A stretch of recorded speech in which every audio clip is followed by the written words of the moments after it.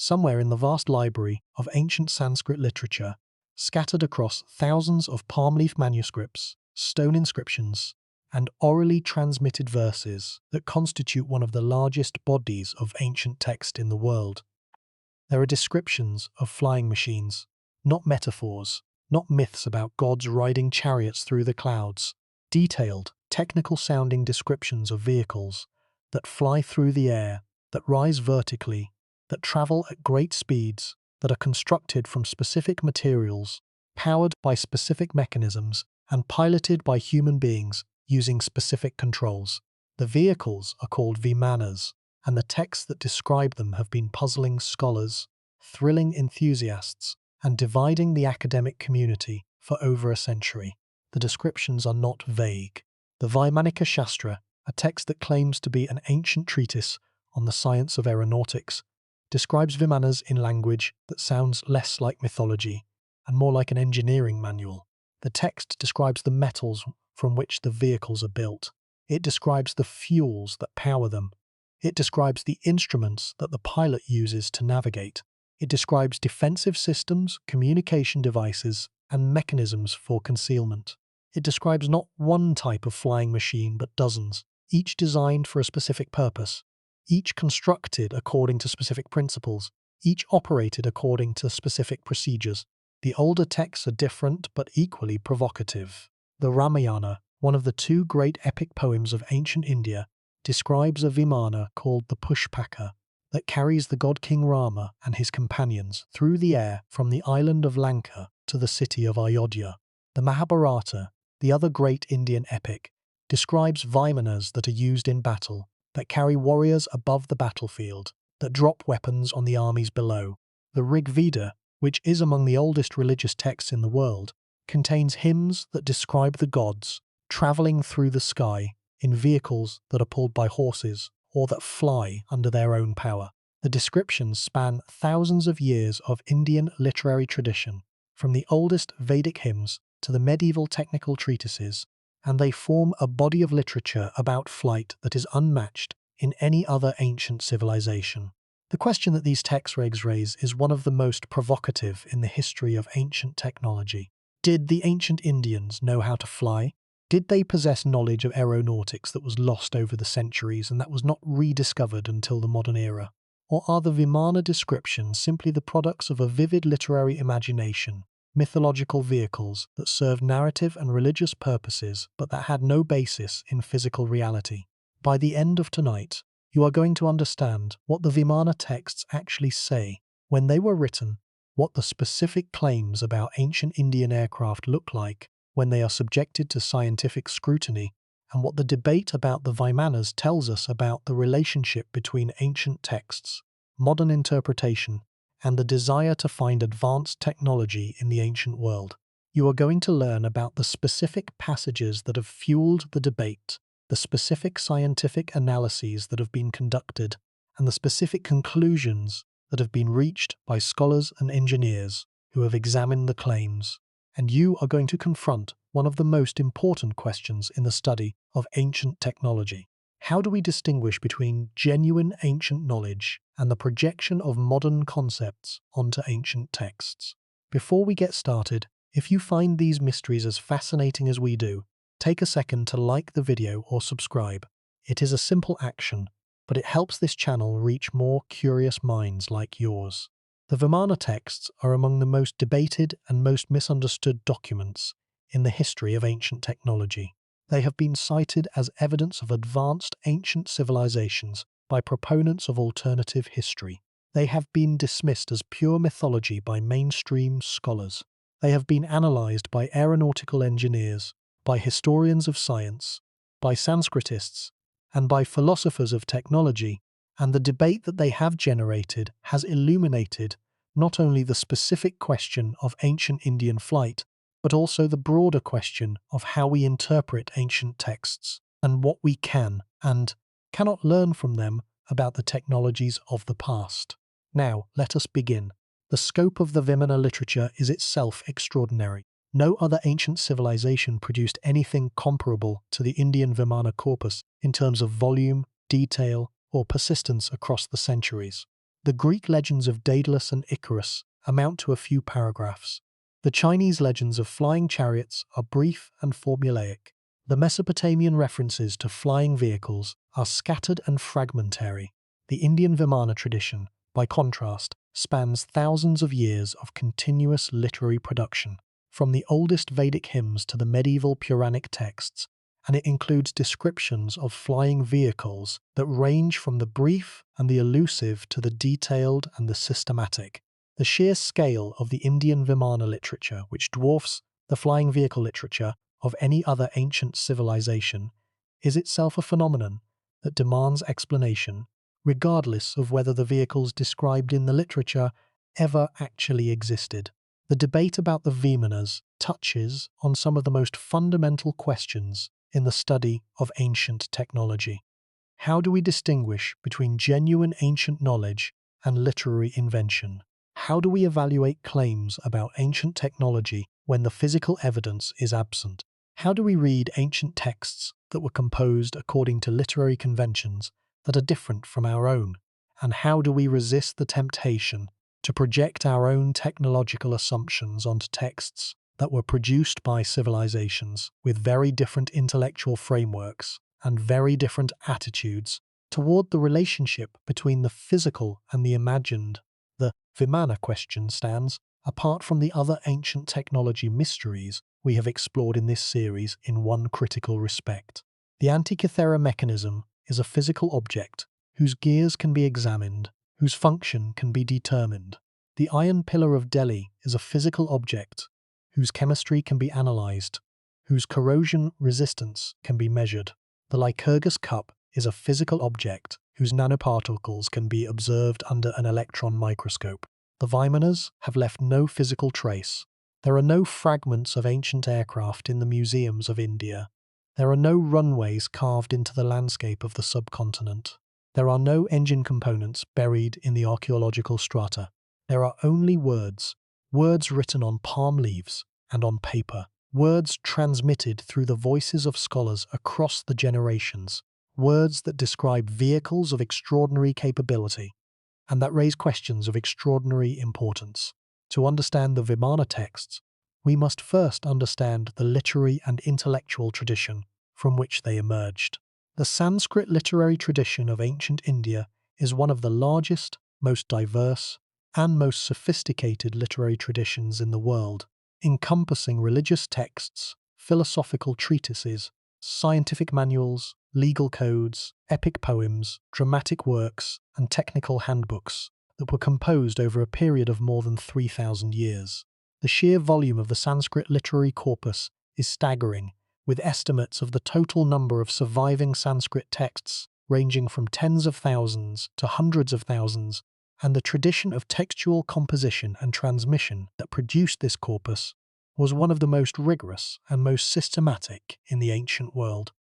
The oldest texts in the Sanskrit tradition are the Vedas, a collection of hymns, prayers, and ritual instructions that are among the oldest religious texts in the world. The Vedas, which are traditionally divided into four collections, the Rig Veda, the Yajurveda, the Samaveda, and the Atharva Veda, were composed over a period of approximately 1,000 years, with the oldest portions of the Rig Veda dated by scholars to approximately 1,500 to 1,200 years before the Common Era. The Vedas were transmitted orally for many centuries before they were written down, and the oral transmission system that preserved them was one of the most precise and most reliable in the ancient world, using mnemonic techniques and chanting systems that ensured the faithful reproduction of the texts across hundreds of generations. The references to flying vehicles in the Vedic texts are among the earliest in the Indian literary tradition. The Rig Veda contains hymns that describe the gods travelling through the sky in vehicles called rathas,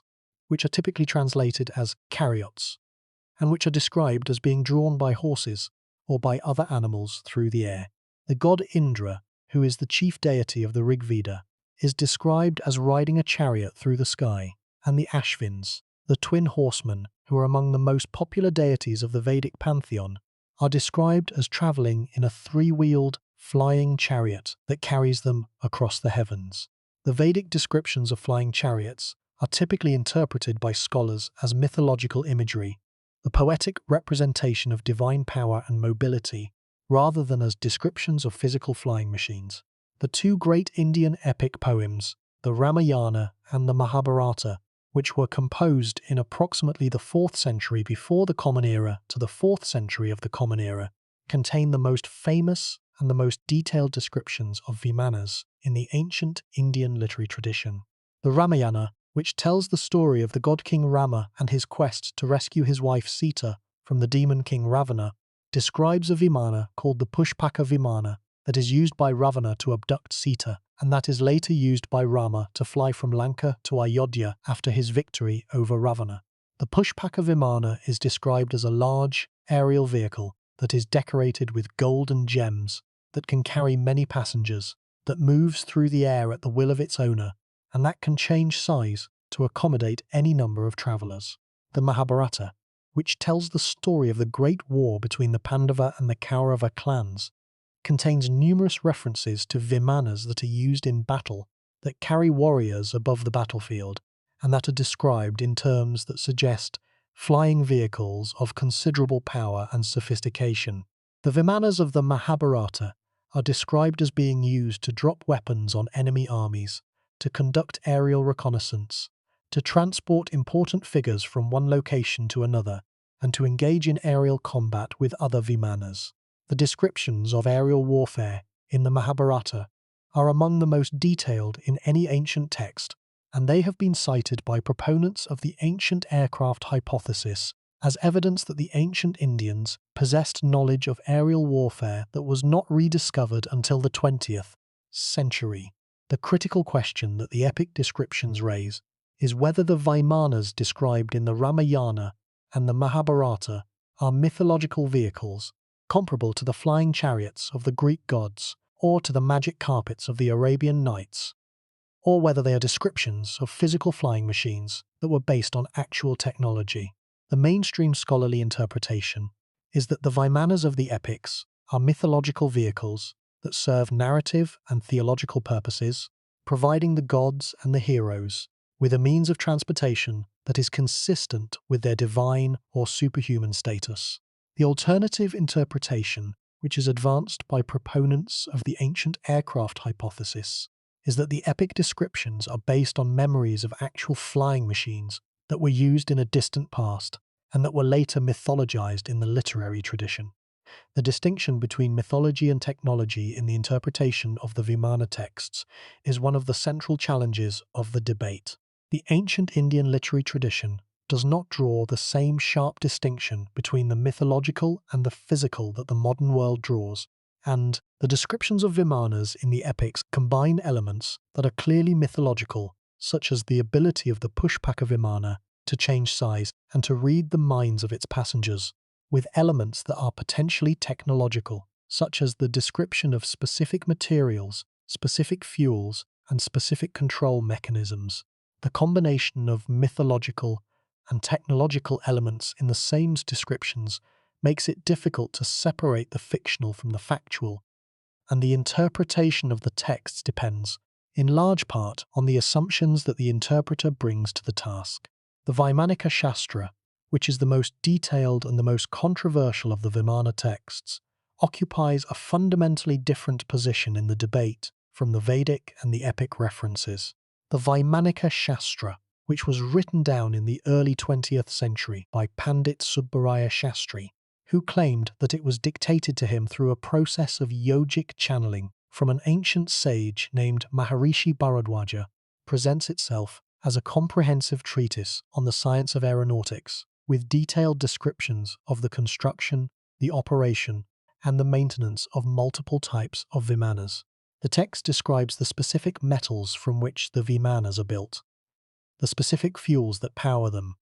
the specific instruments that the pilot uses to navigate, and the specific procedures that are followed in the manufacture and the operation of the vehicles. The Vaimanika Shastra was first published in 1923, and it has been the subject of intense scrutiny and debate since its publication. The proponents of the ancient aircraft hypothesis have cited the text as evidence that the ancient Indians possessed a comprehensive knowledge of aeronautics that included the design and the construction of flying machines. The critics have argued that the text is a modern composition that reflects the early 20th century fascination with aviation rather than any ancient knowledge, and that the specific technical details in the text are either scientifically implausible or are derived from the contemporary understanding of aviation that was available in the early 20th century. The dating of the Vaimanika Shastra is one of the most contentious issues in the debate. The text claims to be based on an ancient original that was composed by the sage Bharadwaja in the distant past, but the earliest physical evidence for the text is the manuscript that was produced by Subbaraya Shastri in the early 20th century. The mainstream scholarly view is that the text is a modern composition, written by Shastri or dictated to him from his own imagination rather than from any ancient source, and that its technical content reflects the early 20th century interest in aviation that was stimulated by the Wright brothers' flight in 1903 and by the rapid development of aviation technology in the following years. The broader intellectual context of early 20th century India, in which the Vaimanika Shastra was produced, is essential for understanding the text and the motivations of its author. The early 20th century was a period of intense cultural nationalism in India, in which Indian intellectuals were engaged in a project of cultural recovery and cultural assertion that sought to demonstrate that Indian civilization possessed a heritage of scientific and technological achievement that was equal to or superior to the heritage of Western civilization. The demonstration that ancient India possessed knowledge of aviation, which was one of the most exciting and most prestigious technologies of the early 20th century, would have been a powerful contribution to this project of cultural assertion, and the Vaimanika Shastra, whether it is an ancient text or a modern composition, served this cultural purpose. The tradition of technical treatises in Sanskrit, known as Shastras, provides a literary context for the Vaimanika Shastra that is relevant to the evaluation of its claims. The Shastra tradition includes treatises on a wide range of subjects, from architecture and sculpture to medicine and mathematics, and the treatises are typically attributed to ancient sages or to divine authors, regardless of the actual date of their composition. The attribution of the Vaimanika Shastra to the ancient sage Bharadwaja is consistent with the conventions of the Shastra tradition, in which the attribution of a text to an ancient or divine author confers authority and prestige on the text, regardless of its actual provenance. The specific literary format of the Vaimanika Shastra, which is structured as a systematic treatise with chapters, sections, and numbered verses, is also consistent with the Shastra tradition and the text's use of Sanskrit technical vocabulary, its systematic organization, and its reference to other texts and traditions suggests that its author was familiar with the conventions of the Shastra literature, and that he composed the text in a manner that was designed to be consistent with these conventions. The question of whether the Vaimanika Shastra contains any genuine ancient material embedded within a text that was composed or compiled in the early 20th century is one that has been explored by scholars who have analysed the text's vocabulary, its grammar, and its content for evidence of archaic elements that might indicate the inclusion of older material. The analysis has produced mixed results, with some researchers identifying archaic linguistic features that are consistent with an older date for some portions of the text, and other researchers arguing that the archaic features are the result of deliberate archaization by the author rather than evidence of genuine antiquity. The specific oral transmission system that preserved the Vedic texts deserves detailed examination because the precision of this system is relevant to the evaluation of the claim that ancient knowledge about flying machines could have been transmitted orally over many centuries. The Vedic oral tradition used a system of recitation techniques that included the chanting of the texts in multiple patterns, including the normal word order, the reversed word order, and various combinations and permutations of the words that served as cross-checks to ensure the accuracy of the transmission. The effectiveness of this system is demonstrated by the remarkable consistency of the Vedic texts across different recitation traditions and different geographical regions, a consistency that confirms that the oral transmission preserved the original texts with a high degree of fidelity. The relevance of the Vedic oral tradition to the Vimana debate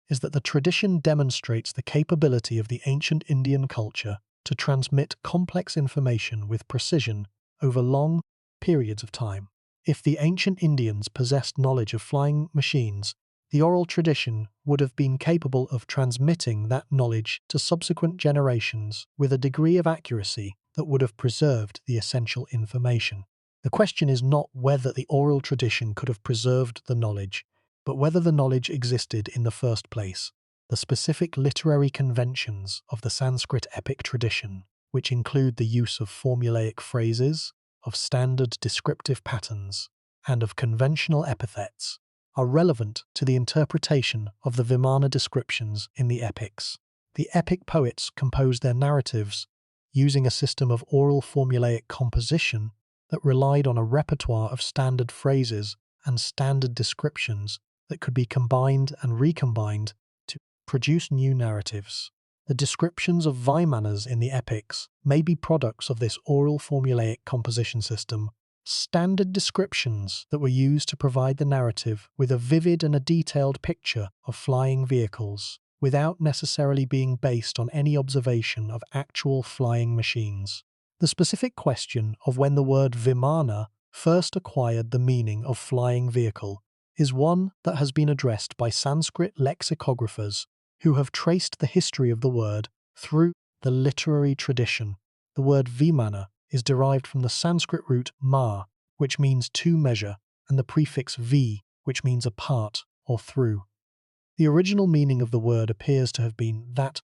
which has been measured out, a meaning that was applied to buildings, to palaces, and to temples, which are structures that are built according to specific measurements and specific proportions. The extension of the word to include the meaning of flying vehicle appears to have occurred in the epic period when the word was applied to the flying palaces and the flying chariots of the gods and the heroes. The evolution of the word from measured structure to flying vehicle may reflect the literary association between the divine palaces that were described in the earlier texts and the flying vehicles that were described in the later texts, with the word Vimana being used to describe both. The specific question of whether any physical artifacts have been found that could be interpreted as components of a Vimana or as evidence of Vimana construction has been addressed by archaeologists who have searched the archaeological record of ancient India for any evidence of flying machine technology. The search has not produced any artifacts that can be plausibly interpreted as components of a flying machine, and the absence of any physical evidence for the existence of Vimanas is one of the strongest arguments against the ancient aircraft hypothesis. The archaeological record of ancient India is rich and well documented, and it includes a wide range of technological artifacts, from iron tools and weapons to ceramic vessels and jewelry, that provide a comprehensive picture of the technology that was available to the ancient Indian civilization. The absence of any artifacts that are related to flight technology from this comprehensive record is a significant datum that weighs heavily against the hypothesis that the ancient Indians possessed flying machines. The specific relationship between the Sanskrit technical vocabulary and the technical content of the Vimana texts is a critical issue for the evaluation of the ancient aircraft hypothesis. The Sanskrit language possesses a rich technical vocabulary that was developed over many centuries for the description of a wide range of technologies, and the use of this vocabulary in the Vimana texts gives the descriptions a specificity and a concreteness that can be misleading to the reader who is not familiar with the conventions of the Sanskrit technical tradition. The Sanskrit technical vocabulary is organized according to a system of classification that groups words into categories based on their semantic relationships, and the use of this system allows the Sanskrit author to create the appearance of technical specificity by using words that are classified within the appropriate semantic category. without necessarily possessing the actual technical knowledge that the words appear to convey. A Sanskrit author who wanted to describe a flying vehicle could draw on the technical vocabulary of metallurgy, of carpentry, of mechanics, and of other crafts to create a description that sounds technically specific, but that is, in fact, a literary construction rather than a technical specification. The specific example of the materials described in the Vaimanika Shastra illustrates this point. The text describes dozens of specific metals and alloys, each identified by a Sanskrit name and each described in terms of its specific properties. The descriptions sound technically specific, with detailed information about the composition, the melting point, the strength, and the color of each material. But the analysis of these descriptions by metallurgists has shown that the specific properties that are attributed to the materials are physically impossible, that the specific compositions that are described do not correspond to any known alloys, and that the materials are literary creations rather than descriptions of real substances. The technical vocabulary that the text uses to describe the materials creates the appearance of technical specificity without the substance of actual technical knowledge. The role of the commentarial tradition in the development of the Vimana literature is another factor that is relevant to the evaluation of the texts. The Sanskrit literary tradition includes a rich commentarial tradition in which later scholars composed commentaries on earlier texts, explaining, elaborating, and sometimes adding to the content of the original texts. The commentarial tradition could have contributed to the development of the Vimana descriptions by adding technical details to earlier, simpler descriptions, transforming brief and elusive references to flying vehicles into detailed and specific descriptions of flying machines. The accumulation of these additions over many centuries could have produced the detailed Vimana descriptions that are found in the later texts without any of the additions being based on actual technological knowledge. The specific historical development of the Vimana concept through the different periods of Indian literary history provides essential context for understanding the claims of the ancient aircraft hypothesis. The Vedic period, which spans approximately 1500 to 500 years before the Common Era, contains the earliest references to flying vehicles in the Indian tradition. The Vedic flying vehicles are typically divine chariots, rathas, that are described in the context of hymns praising the gods, and that are presented as attributes of divine power rather than as physical machines. The descriptions are brief, elusive, and formulaic, using standard poetic phrases that are consistent with the oral formulaic composition style of the Vedic hymns. The Vedic flying vehicles are not described in technical terms, and they do not provide specific information about their construction, their operation, or their power sources. The epic period, which spans approximately the 4th century before the Common Era to the 4th century of the Common Era, marks a significant development in the Vimana concept. The Vimanas of the Ramayana and the Mahabharata are described in more detail than the Vedic flying chariots, with specific information about their size, their appearance, and their capabilities. The Qhapaq Vimana of the Ramayana, which is the most famous Vimana in the Indian literary tradition, is described as a large, multi-storied aerial palace that is decorated with gold and gems, that has windows and pillars, that can carry many passengers, and that moves at the will of its owner. The description of the Qhapaq Vimana is vivid and detailed, but it is literary rather than technical, describing the appearance and the capabilities of the vehicle without providing specific information about its construction or its operation. The Puranic period, which spans approximately the 1st century to the 16th century of the Common Era, marks another significant development in the Vimana concept. The Puranas, which are encyclopedic texts that cover a wide range of subjects including cosmology, mythology, genealogy, and ritual, contain numerous references to Vimanas that are described in increasingly detailed and increasingly technical terms. The Puranic descriptions of Vimanas include specific information about the materials from which they are constructed, the mechanisms that power them, and the instruments that the pilot uses to control them. The increasing specificity of the Puranic descriptions has been interpreted by proponents of the ancient aircraft hypothesis as evidence that the descriptions are based on actual technological knowledge, while the mainstream scholarly view is that the increasing specificity reflects the development of the literary convention rather than the preservation of actual technical knowledge. The Samarangana Sutradhara, a Sanskrit treatise on architecture and on the construction of machines that was composed in the 11th century of the Common Era by the Paramara king Bhoja of Dar, contains a chapter on the construction of flying machines that is among the most detailed pre-modern descriptions of Vimanas. The chapter describes the construction of wooden bird-shaped flying machines that are powered by mercury and that can carry a pilot, and it provides specific information about the dimensions, the materials, and the mechanisms of the machines. The Samarangana Sutradhara description, which is composed in a style that is more technical than the epic and the Puranic descriptions, has been cited by proponents of the ancient aircraft hypothesis as evidence of a continuing tradition of aeronautical knowledge in medieval India. The scholarly evaluation of the Samarangana Sutradhara description has produced a range of interpretations, from the view that the description is a literary exercise that uses the conventions of the technical treatise to describe an imaginary machine, to the view that the description reflects an actual attempt to build a flying machine,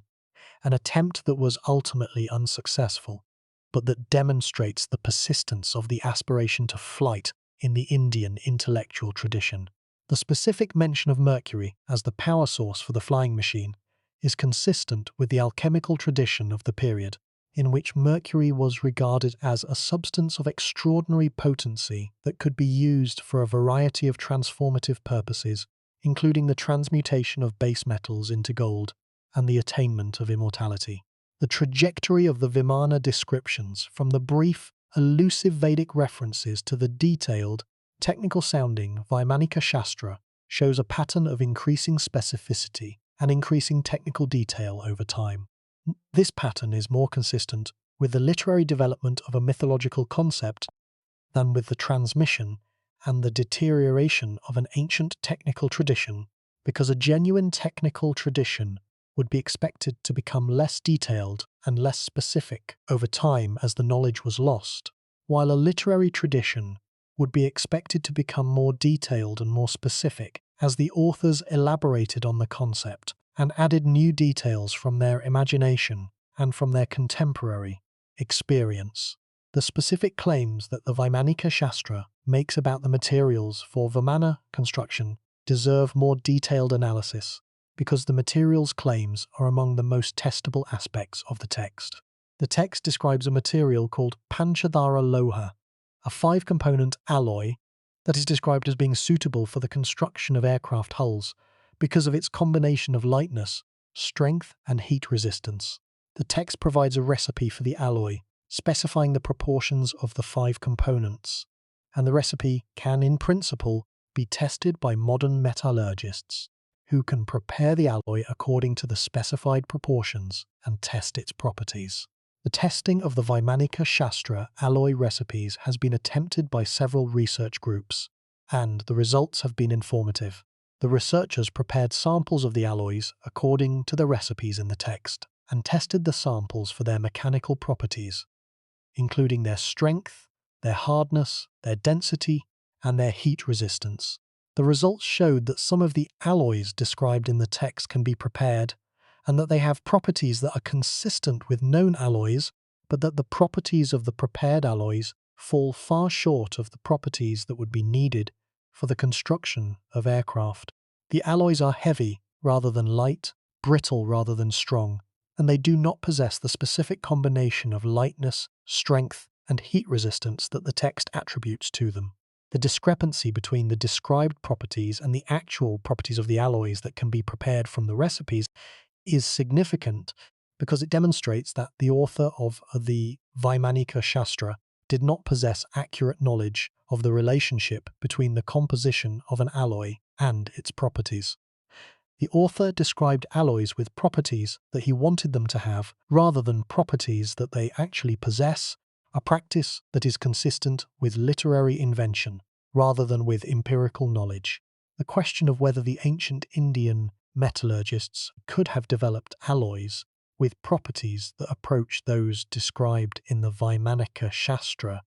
is one that can be addressed by reference to the actual metallurgical capabilities of the ancient Indian civilization. The ancient Indian metallurgists, as we have discussed in previous episodes, were among the most skilled in the ancient world, and they produced iron, steel, and non-ferrous alloys of exceptional quality.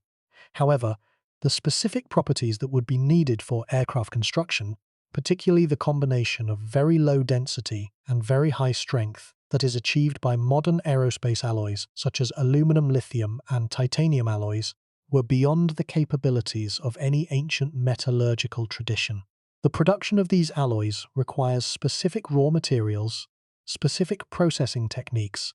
and specific quality control procedures that were not available in the ancient world, and the assertion that the ancient Indians possessed alloys with aerospace-grade properties is not supported by the metallurgical evidence. The investigation of the specific fuel sources described in the Vimanas Shastra has been another productive area of research. The text describes several types of fuel, including a substance called usha, which is described as a solar-derived energy source, and a substance called pancharasa, which is described as a chemical fuel composed of 5 ingredients. The analysis of these fuel descriptions has shown that the described fuels are either physically impossible, in the case of the solar-derived fuel, or chemically implausible, in the case of the chemical fuels, and that the text does not describe any fuel that would be capable of producing the energy that would be needed to power a flying vehicle. The question of the geographic distribution of the Vimana references across the Indian subcontinent provides additional context for the evaluation of the claims. The Vimana references are found in texts that were composed in different parts of India, from the Gangetic Plain in the north to the Deccan Plateau in the south, and from the Indus Valley in the west to the Bengal region in the east. The widespread distribution of the Vimana references across the subcontinent suggests that the concept of the flying vehicle was a pan-Indian phenomenon rather than a localized tradition, and the consistency of the basic concept across the different regions and the different periods suggests that the concept was transmitted through the shared literary and religious traditions that connected the different parts of the Indian cultural world. The specific regional variations in the Vimana descriptions provide additional evidence for the literary rather than the technological origin of the concept. The Vimana descriptions in the texts from the northern plains, where the Aryan literary tradition was most strongly established, tend to be more detailed and more elaborate than the descriptions in the texts from the south,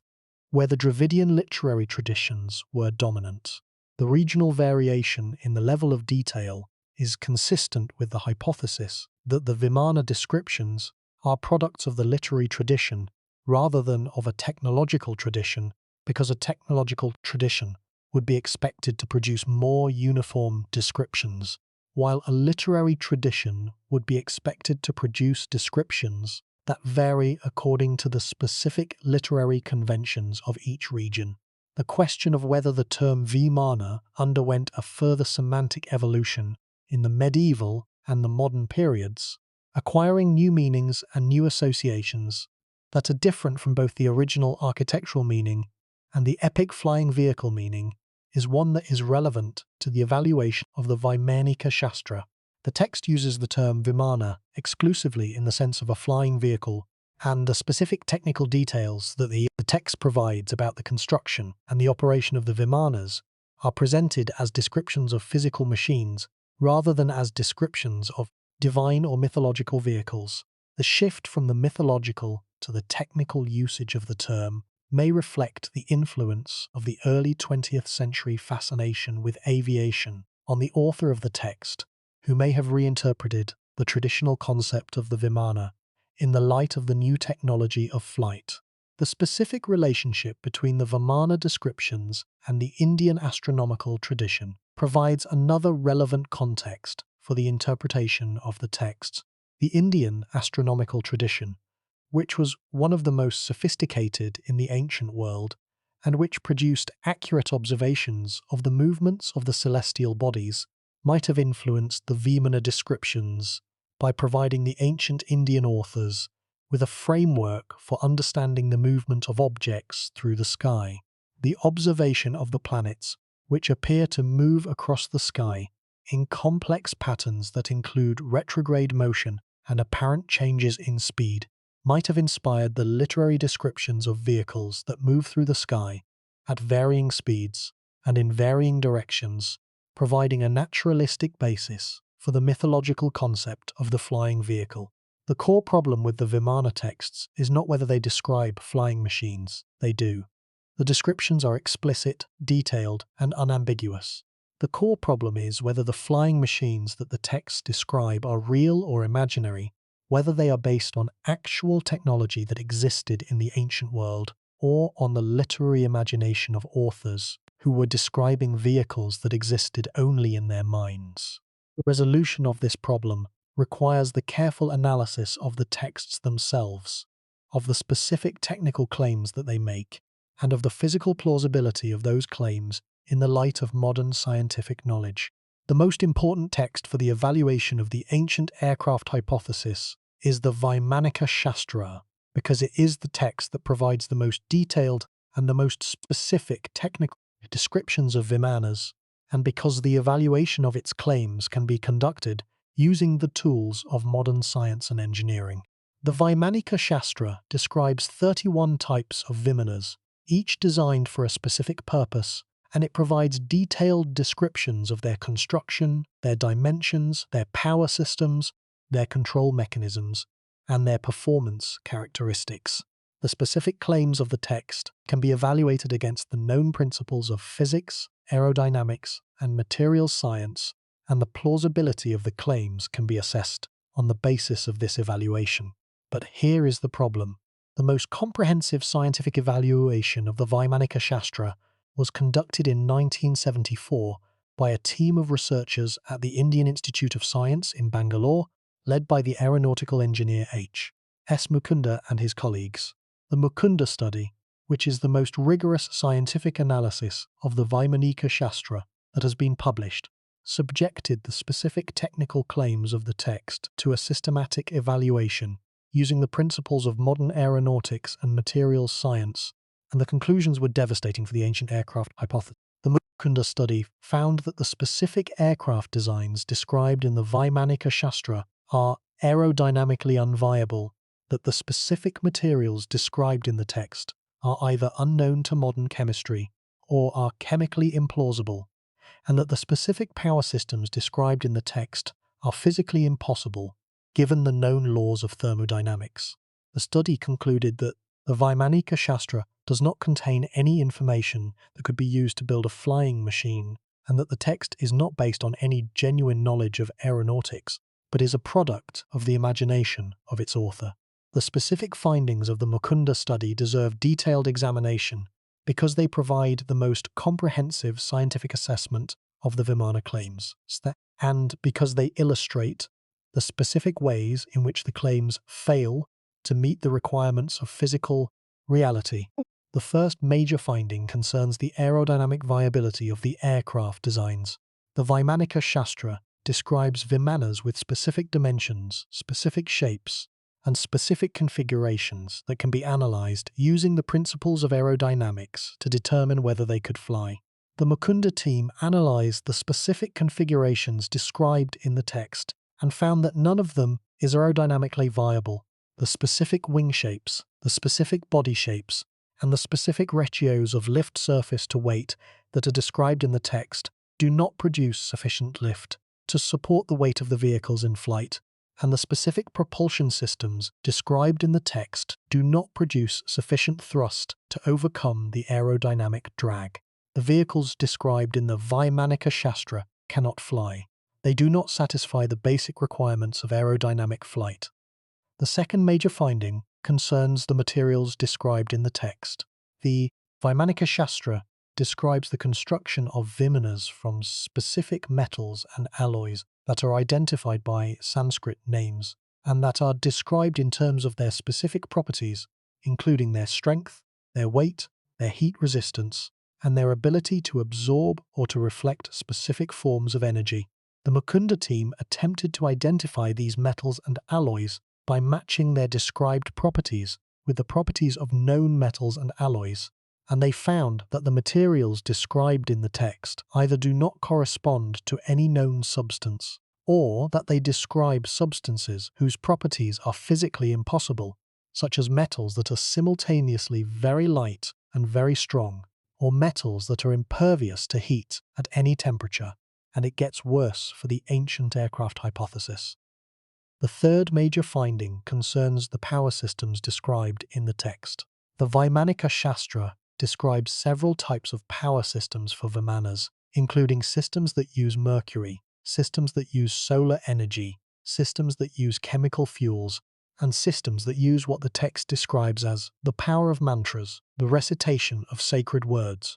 The Mukunda team evaluated each of these power systems and found that none of them is capable of producing the energy that would be needed to power a flying vehicle. The mercury-based power system, which is the most frequently cited by proponents of the ancient aircraft hypothesis, describes a rotating mercury vortex that generates a lifting force, but the physical analysis shows that the rotation of Mercury cannot produce the aerodynamic lift that is needed for flight, because the physical principles that would be required for such a mechanism are not consistent with the known laws of physics. The fourth major finding concerns the instruments and the controls described in the text. The Vaimanika Shastra describes a variety of instruments that the pilot uses to navigate the Vimana,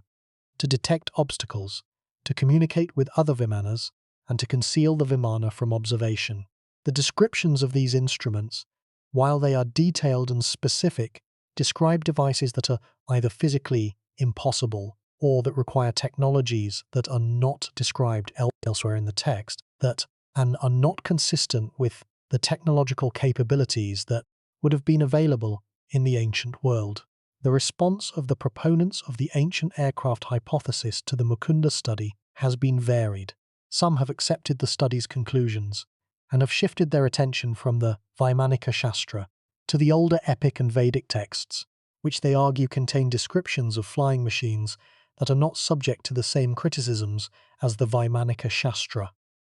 Others have rejected the study's conclusions, arguing that the Mukunda team applied the wrong analytical framework to the text, that the text describes technologies that operate on principles that are not recognized by modern physics, or that the text has been corrupted or mistranslated, and that the original version contained valid technical information that has been lost. The distinction between the Vaimanika Shastra and the older Vimana texts is an important one for the evaluation of the ancient aircraft hypothesis. The Vaimanika Shastra, which is the text that provides the most detailed technical descriptions, is also the text whose ancient provenance is most doubtful and whose technical claims have been most thoroughly refuted by scientific analysis. The older texts, the Vedas, the Ramayana, and the Mahabharata, which are unquestionably ancient and which do contain references to flying vehicles, do not provide the specific technical details that would be needed to evaluate the physical plausibility of the vehicles they describe. The ancient provenance of the epic and Vedic texts is established, but their descriptions of Vimanas are literary and mythological rather than technical, and they do not provide information that can be subjected to the kind of rigorous scientific analysis that the Mukunda team applied to the Vaimanika Shastra. The core problem of the Vimana debate is, therefore, a problem of mismatch. The text that provides the technical details is probably not ancient, and the texts that are ancient do not provide the technical details. The proponents of the ancient aircraft hypothesis need both ancient provenance and technical detail to make their case, and the available texts provide one or the other, but not both. But here is what makes this truly terrifying. The question of whether the Vimana descriptions in the epic and the Vedic texts are based on any kind of real experience or observation, even if the experience is not the experience of flying machines, is one that the dismissal of the Vaimanika Shastra does not answer. The epic and the Vedic descriptions of Vimanas may be pure mythology, products of the literary imagination that have no basis in physical reality. But they may also be the literary elaboration of real observations, the transformation of actual phenomena into mythological narratives through the process of cultural transmission and retelling. The identification of the real observations, if any, that lie behind the mythological descriptions is a task that requires the careful analysis of the texts, of the cultural context in which they were produced, and of the specific phenomena that the ancient Indians might have observed and that might have been interpreted as flying vehicles. The specific question of what natural phenomena the ancient Indians might have observed that could have been interpreted as flying vehicles has been addressed by researchers who have identified several candidates, including meteors, ball lightning, unusual cloud formations, migratory bird flocks, and the atmospheric optical phenomena known as mirages and fata morganas. The observation of any of these phenomena by the ancient Indians could have provided the empirical basis for the literary descriptions of vehicles that fly through the sky, without requiring the assumption that the ancient Indians possessed actual flying machines. The question of whether the Vimana descriptions contain any information that is not easily explained by the observation of natural phenomena or by the literary imagination is the key scientific question of the Vimana debate. The proponents of the ancient aircraft hypothesis argue that the specific details of the Vimana descriptions, including the description of specific metals, specific fuels, and specific control mechanisms, contain information that goes beyond what could be derived from the observation of natural phenomena, and that must therefore be based on some form of actual technological knowledge. The critics argue that the specific details are the products of the literary imagination, the elaboration and the systematization of mythological themes according to the conventions of the Sanskrit literary tradition, and that they do not require any technological basis. The resolution of this question depends, in part, on the interpretation of the specific technical vocabulary that is used in the Vimana texts. The Sanskrit language contains a rich technical vocabulary that was developed for the description of a wide range of technologies, including metallurgy, medicine, architecture, and agriculture, and the use of this technical vocabulary in the Vimana texts gives the descriptions a specificity and a concreteness that can be mistaken for genuine technical knowledge. The question of whether the technical vocabulary of the Vimana texts reflects genuine technical knowledge or whether it is a literary device, the use of technical language to create the appearance of specificity without the substance of genuine knowledge, is one that requires the detailed analysis of the vocabulary by scholars who are expert in both the Sanskrit language and the relevant technologies. The investigation of the specific claim that ancient Indian texts describe nuclear weapons, a claim that is often made in conjunction with the claim about Vimanas, provides a parallel case study that illuminates the methodology of the Vimana debate. The Mahabharata contains descriptions of weapons that produce a single projectile charged with all the power of the universe, that create an incandescent column of smoke and flame as bright as 10,000 suns, and that leave the survivors with their hair and nails falling out. These descriptions have been interpreted by proponents of the ancient technology hypothesis as descriptions of nuclear weapons because the specific effects that are described, the intense heat, the blinding light, and the radiation sickness, are consistent with the known effects of a nuclear explosion. The scholarly response to the nuclear weapon claim is similar to the response to the Vimana claim. The descriptions are products of the literary imagination that are consistent with the epic convention of describing weapons of extraordinary power, and they do not require the assumption of actual nuclear technology. The Mahabharata describes many types of divine weapons, or astras, each with specific and extraordinary powers, and the descriptions of the most powerful weapons, which are the weapons that are cited as evidence of nuclear technology, are consistent with the epic convention of escalating the power of the weapons to emphasize the cosmic significance of the conflict. The specific effects that are described, while they are reminiscent of nuclear effects, can also be explained as descriptions of extreme heat, of fire, and of the consequences of exposure to extreme conditions,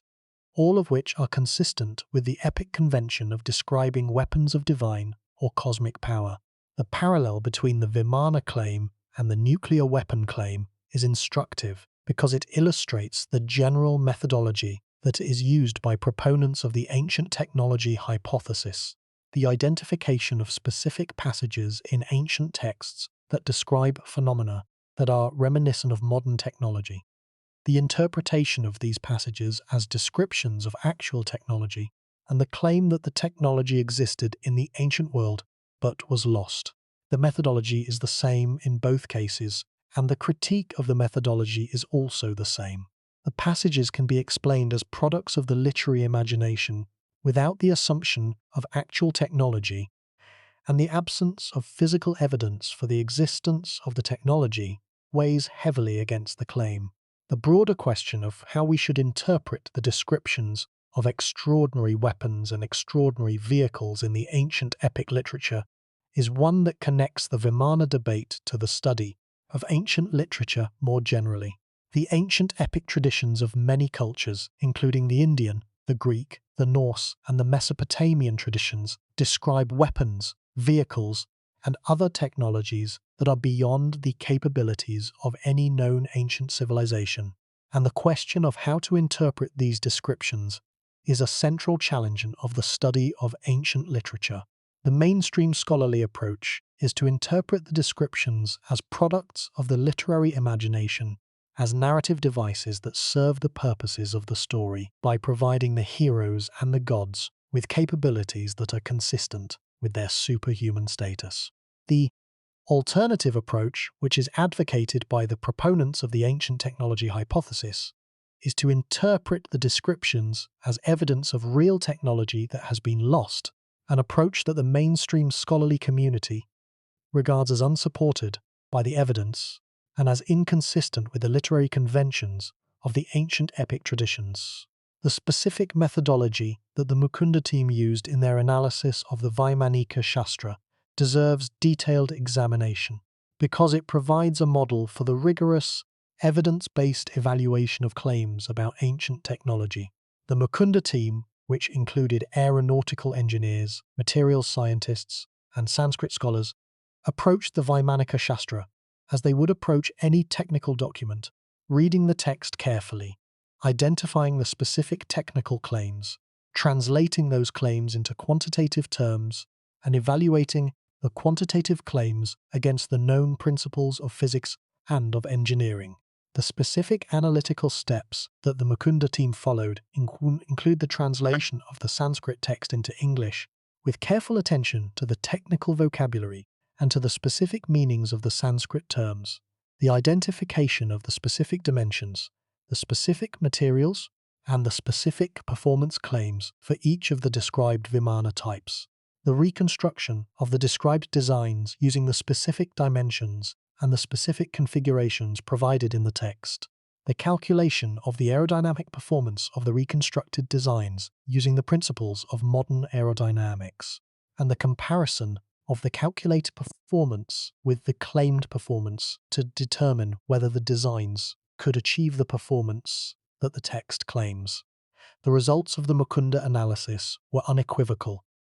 None of the described designs could produce the performance that the text claims. The specific lift-to-weight ratios, the specific thrust-to-drag ratios, and the specific stability characteristics of the designs are all far below the values that would be needed for flight. The conclusion was that the Vaimanika Shastra does not contain genuine aeronautical knowledge, and that the designs described in the text are the products of imagination rather than of engineering. The specific details of the Mukunda analysis of the Shakuna Vimana illustrate the methodology and the conclusions. The Shakuna Vimana is described in the text as a bird-shaped vehicle with specific dimensions, approximately 80 feet long and 60 feet wide, that is constructed from specific materials and that is powered by a specific propulsion system. The Mukunda team reconstructed the design from the text description and calculated the weight of the vehicle based on the described materials,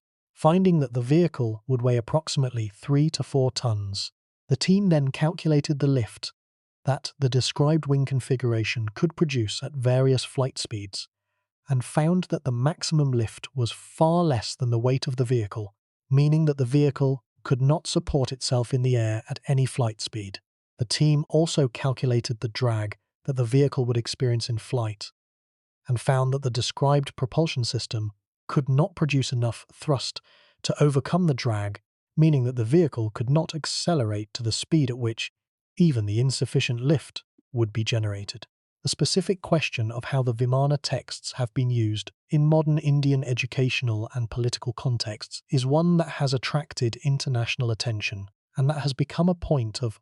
contention between the proponents and the critics of the ancient aircraft hypothesis. In 2015, a paper on the Vaimanika Shastra was presented at the Indian Science Congress, one of the most prestigious scientific conferences in India, provoking a sharp response from the scientific community, which criticized the presentation of the Vimana claims at a scientific conference as inappropriate and as damaging to the credibility of Indian science. The controversy that followed the Indian Science Congress presentation illustrates the specific challenges that the Vimana debate poses for the Indian scientific community, which is caught between the desire to respect the cultural heritage of ancient India and the obligation to maintain the standards of evidence-based science. The scientific community's response to the controversy was to reaffirm the importance of distinguishing between genuine scientific claims and pseudo-scientific claims,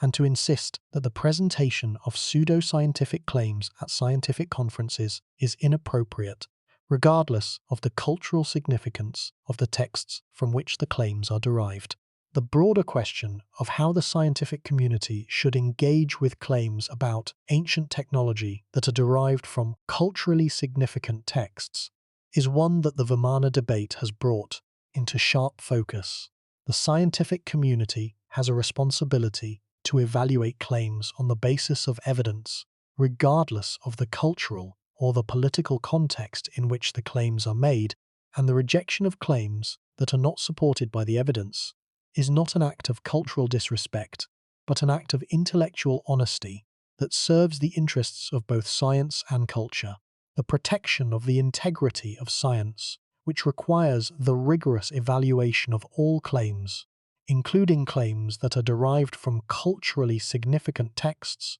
is essential for the maintenance of public trust in the scientific enterprise and for the continued development of the scientific knowledge that benefits all of humanity. The specific question of how the Vimana debate should be taught in educational contexts is one that has been addressed by educators who have recognized the educational value of the debate as a case study in the evaluation of evidence, in the interpretation of ancient texts, and in the distinction between science and pseudoscience. The Vimana debate provides an ideal case study for the teaching of critical thinking skills,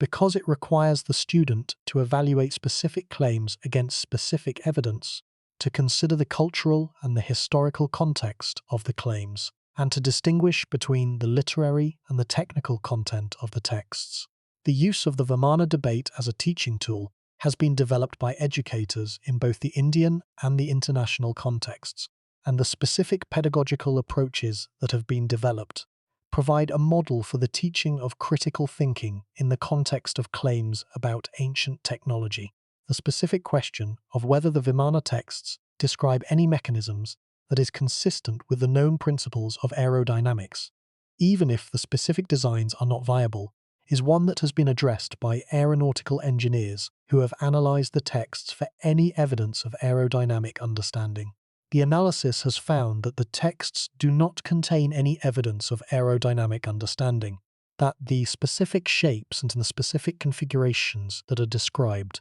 are not consistent with the principles of aerodynamic lift, and that the descriptions do not include any reference to the specific phenomena, such as airflow, pressure difference, and boundary layer effects, that are the foundation of modern aerodynamic theory. The absence of any evidence of aerodynamic understanding in the Vimana texts is a significant finding, because it demonstrates that the authors of the texts, regardless of when they lived, did not possess the specific knowledge that would be needed to design a flying machine. The design of a flying machine requires a specific understanding of the relationship between the shape of a wing, the speed of the airflow over the wing, and the lift force that the wing produces, an understanding that was not developed by modern science until the work of George Cayley in the early 19th century, and that was not fully formalized until the development of modern aerodynamic theory in the late 19th and early 20th centuries.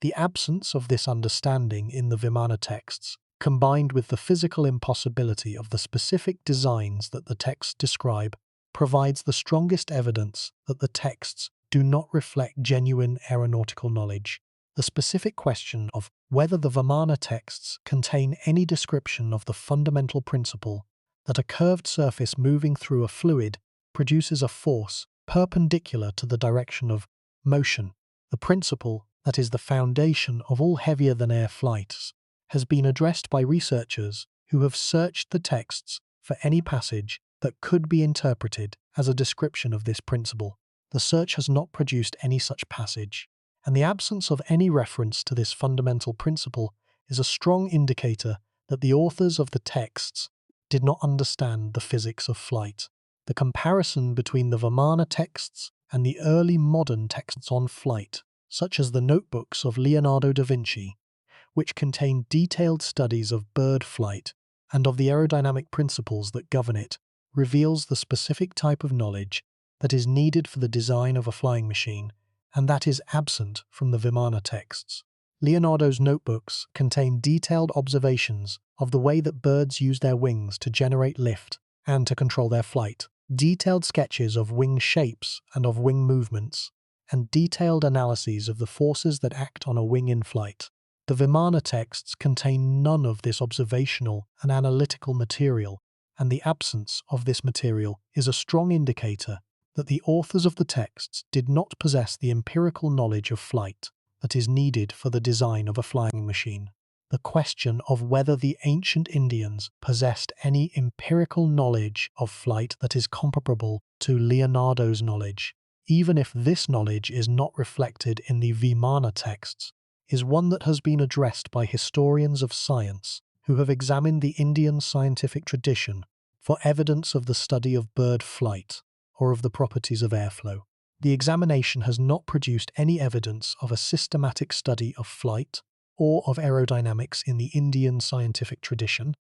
The tradition does include observations of the behavior of birds and of the effects of wind that are consistent with the general level of natural observation that characterized the ancient Indian intellectual community. The honest conclusion of the aerodynamic analysis is that the Vimana texts do not contain any evidence of genuine aerodynamic knowledge, and that the specific designs that the texts describe are the products of literary imagination rather than of engineering knowledge. The conclusion does not diminish the value of the texts as works of literature or as expressions of the human fascination with flight, but it does eliminate the texts as evidence of a lost aeronautical technology. The investigation of the specific history of the Vaimanika Shastra manuscript provides essential context for the evaluation of its claims. The manuscript was written down between 1904 and 1923 by Pandit Subbaraya Shastri,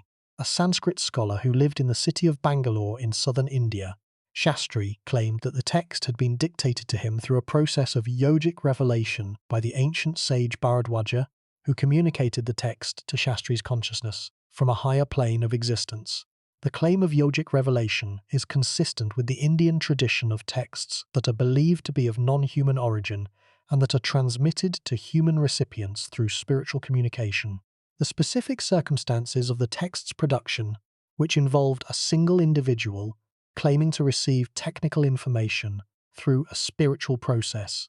rather than through observation or experiment, are inconsistent with the methods by which genuine technical knowledge is normally produced and transmitted. The production of genuine technical knowledge requires observation, experimentation, testing, and the progressive refinement of designs through the process of trial and error, processes that are documented in the historical record of every genuine technical tradition. The Vaimanika Shastra shows no evidence of these processes,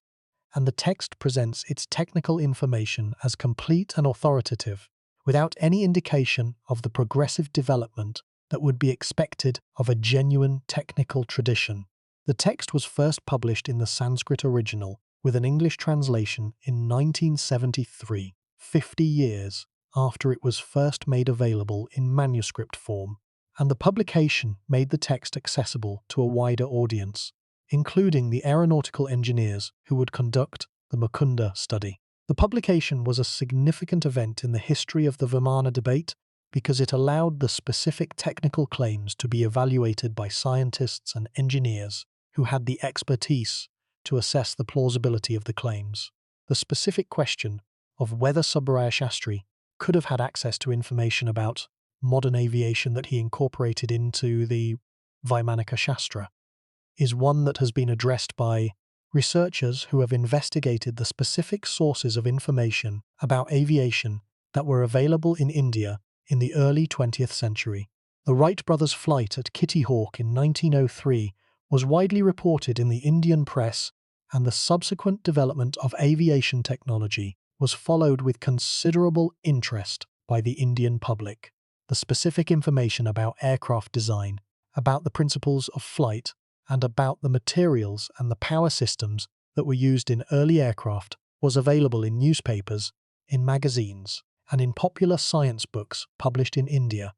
and Shastri would have had access to this information. The specific features of the Vaimanika Shastra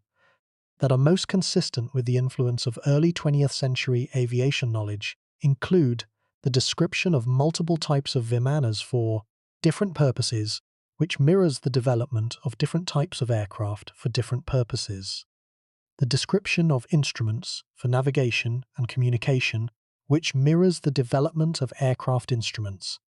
And the description of materials with specific properties, which mirrors the early 20th century interest in new materials for aircraft construction. These features are more consistent with the early 20th century aviation context than with any ancient tradition. The broader question of how the Vaimanika Shastra relates to other examples of the channeled or revealed text genre in the Indian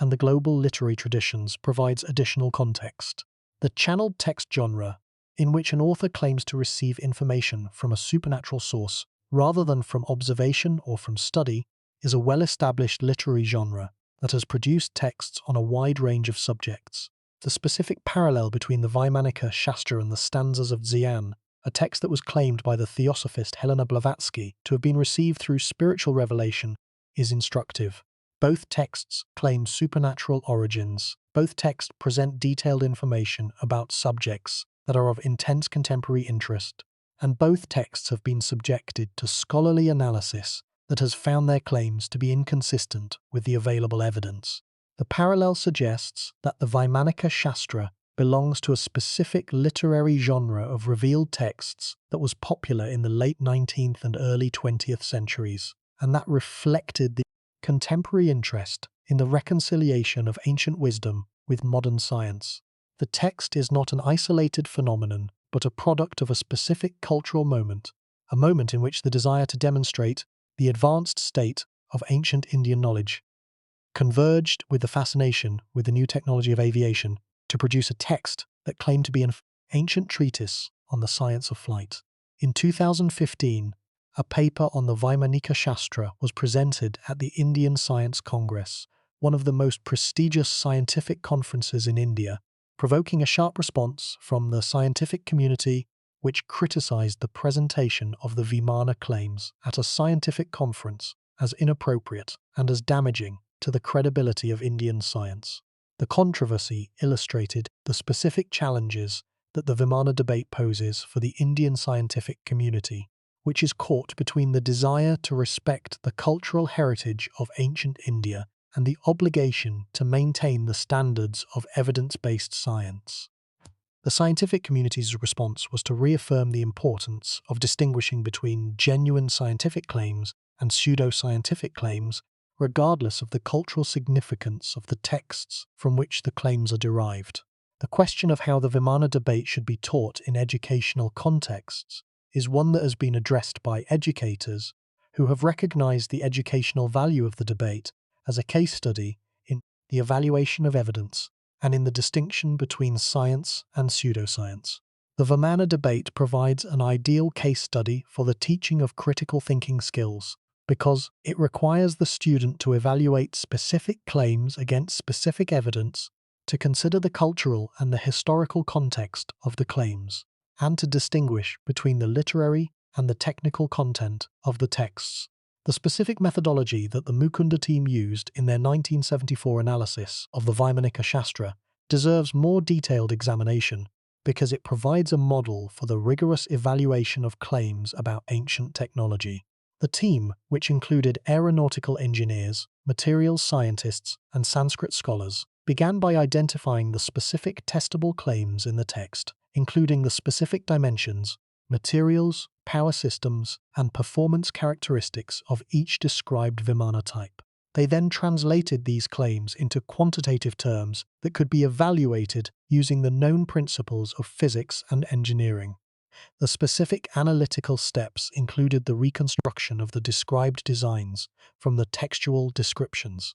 the calculation of the aerodynamic forces that the designs would produce, the evaluation of the materials' properties against the known properties of actual metals and alloys, and the assessment of the power systems against the known laws of thermodynamics. The results of each analytical step were unequivocal.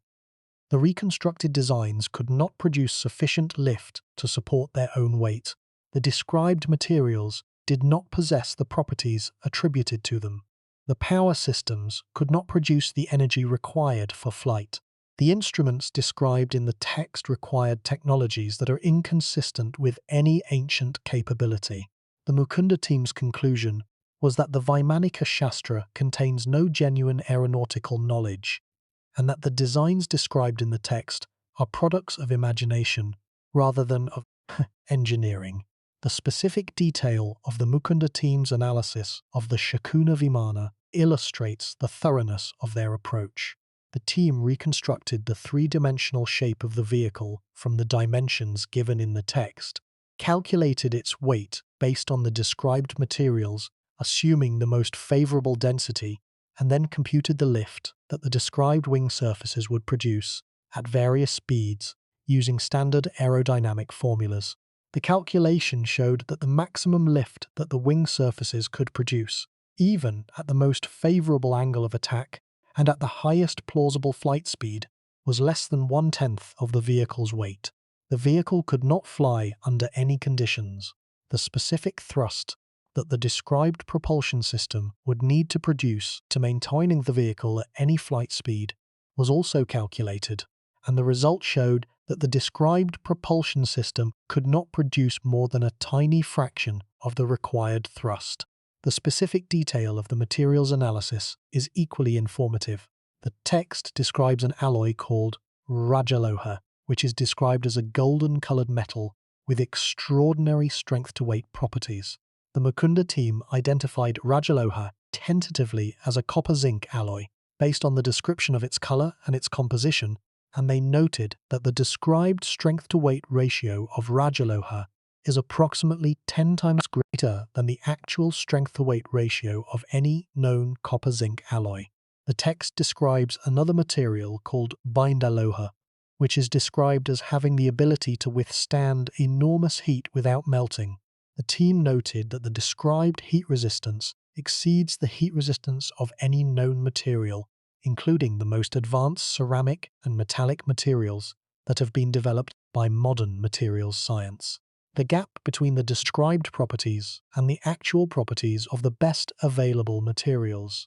is too large to be explained by any plausible advance in ancient metallurgy, and is more consistent with literary invention than with genuine materials knowledge. The broader significance of the Mukunda study extends beyond the specific evaluation of the Vaimanika Shastra. The study established a methodology for the scientific evaluation of claims about ancient technology that has been applied to other claims, and that has become a model for the responsible assessment of extraordinary claims about the technological capabilities of ancient civilizations. The methodology requires the identification of specific, testable claims, the evaluation of those claims against the known principles of science, and the presentation of the results in a clear and accessible format that allows the reader to evaluate the evidence and to reach an informed conclusion. The methodology is applicable to any claim about ancient technology, from the Vimana claims to the claims about ancient nuclear weapons, to the claims about ancient electrical technology, and its application ensures that the evaluation is conducted on the basis of evidence rather than on the basis of belief. The investigation of the specific question of why the Vimana claims have persisted despite the scientific refutation is one that illuminates the psychology of belief and the sociology of knowledge. The claims persist because they serve cultural needs that are not addressed by the scientific refutation. The claim that ancient India possessed flying machines serves the need for cultural pride, the need for a narrative of ancient and technological achievement, and the need for a counter-narrative to the Western-centric history of technology. These needs are real and legitimate, and the scientific refutation of the specific claims about Vimanas does not address these needs, but rather creates a vacuum that is filled by the continued assertion of the unsubstantiated claims. The responsible approach to this situation is not simply to refute the claims, but also to address the underlying needs by recognizing and celebrating the genuine technological achievements of the ancient Indian civilization, achievements that are impressive enough on their own terms to satisfy the legitimate desire for cultural pride. The specific achievements of the ancient Indian civilization in mathematics, including the decimal number system, the concept of zero, and the development of algebraic and trigonometric methods in metallurgy, including the production of Wootz steel and the corrosion-resistant iron of the Delhi pillar, in medicine, including the comprehensive medical knowledge of the Ayurvedic tradition, and in philosophy, including the development of logical and epistemological systems that anticipate the methods of modern philosophy, are achievements that are genuine, documented, and impressive, and the celebration of these achievements provides a more solid and a more sustainable basis for cultural pride than the assertion of unsubstantiated claims about ancient flying machines. The investigation of the Vimana texts has been conducted by researchers from a remarkable range of disciplines, including Sanskrit studies, the history of science, aeronautical engineering, materials science, and the philosophy of technology, and it has produced a body of scholarship that is as diverse and as contentious as any in the study of ancient technology. The investigation has proceeded along several major tracks, each of which has contributed to the understanding of the texts, and each of which has raised new questions about the claims that the texts make. The first major track of investigation has been the philological analysis of the Vimana texts, the detailed study of the language, the vocabulary, the grammar, and the literary structure of the texts, aimed at determining their date of composition, their relationship to other texts in the Sanskrit literary tradition, and the specific meaning of the technical terms that they use. The philological analysis has been conducted by Sanskrit scholars who possess the linguistic expertise that is needed to read the texts in their original language and to evaluate the specific claims about their date and their authorship. The philological analysis of the Vaimanika Shastra has produced a consensus among mainstream Sanskrit scholars that the text is a modern composition written in the early 20th century rather than an ancient text that was preserved through oral transmission. The specific linguistic features of the text, including its vocabulary, its grammar, and its literary style, are consistent with the Sanskrit of the late 19th and early 20th centuries, rather than with the Sanskrit of the Vedic or the classical periods. The technical vocabulary of the text, while it uses Sanskrit words, includes terms and concepts that are derived from the modern technological vocabulary, rather than from the ancient Sanskrit technical tradition, and the specific descriptions of the Vimanas contain details that are consistent with the early 20th century understanding of aviation, rather than with any ancient tradition. The philological analysis of the epic and the Vedic Vimana references has produced a different set of conclusions. The language of the epic and the Vedic texts is unquestionably ancient, and the Vimana references in these texts are integrated into the literary structure of the texts. in a way that is consistent with there being original elements of the narrative rather than later additions. The specific vocabulary that is used in the epic and the Vedic references to Vimanas is consistent with the Sanskrit of the periods in which the texts were composed, and the literary style of the references is consistent with the conventions of the epic and the Vedic literary traditions. The second major track of investigation has been the engineering analysis of the specific Vimana designs described in the Vaimanika Shastra, aimed at determining whether the designs could fly and whether the specific technical claims of the text are physically plausible. The engineering analysis, of which the Mukunda study is the most comprehensive example, has consistently concluded that the specific designs described in the text are not aerodynamically viable, and that the specific technical claims are not consistent with the known laws of physics. The specific Vimana design that has received the most attention from the engineering analysts is the Shakuna Vimana, which is described in the Vaimanika Shastra as a bird-shaped aircraft with specific dimensions and specific features that can be analysed using the tools of modern aerodynamics. The Mukunda team reconstructed the design of the Shakuna Vimana from the descriptions in the text and subjected the reconstructed design to an aerodynamic analysis that evaluated the lift, the drag, and the stability of the vehicle at various flight speeds. The analysis found that the Shakuna Vimana would not be able to generate sufficient lift to support its own weight at any flight speed, and that it would be aerodynamically unstable, meaning that it would tumble and crash rather than flying in a controlled manner. The Rukma Vimana, which is described as a circular, disc-shaped vehicle that rises vertically, and that is powered by a mercury-based propulsion system, has also been analysed by the engineering teams. The Rukma Vimana is the design that is most frequently cited by proponents of the ancient aircraft hypothesis because its disc shape and its vertical takeoff capability are reminiscent of modern descriptions of unidentified flying objects, and because the mercury-based propulsion system has been interpreted by some as a description of an advanced propulsion technology that is not recognized by modern physics. The engineering analysis of the Rukma Vimana has found that the disc shape does not produce aerodynamic lift, and that the mercury-based propulsion system does not produce thrust, making the vehicle incapable of flight. The numbers are striking when we compare the specific performance claims of the Vaimanika Shastra with the actual performance that the described designs could achieve. The text claims that the Vimanas can fly at speeds of hundreds of kilometers per hour, can carry dozens of passengers, and can operate at altitudes of thousands of meters. The engineering analysis shows that the described designs cannot generate any lift at all, let alone the lift that would be needed to support the weight of the vehicles and their passengers at the claimed speeds and altitudes. The gap between the claimed performance and the actual capability is not a gap that can be closed by minor modifications to the designs. It is a fundamental gap that reflects the absence of any genuine aerodynamic knowledge in the design of the vehicles. The third major track of investigation has been the analysis of the specific materials described in the Vaimanika Shastra, aimed at determining whether the alloys and the compounds that are described in the text correspond to any known substances,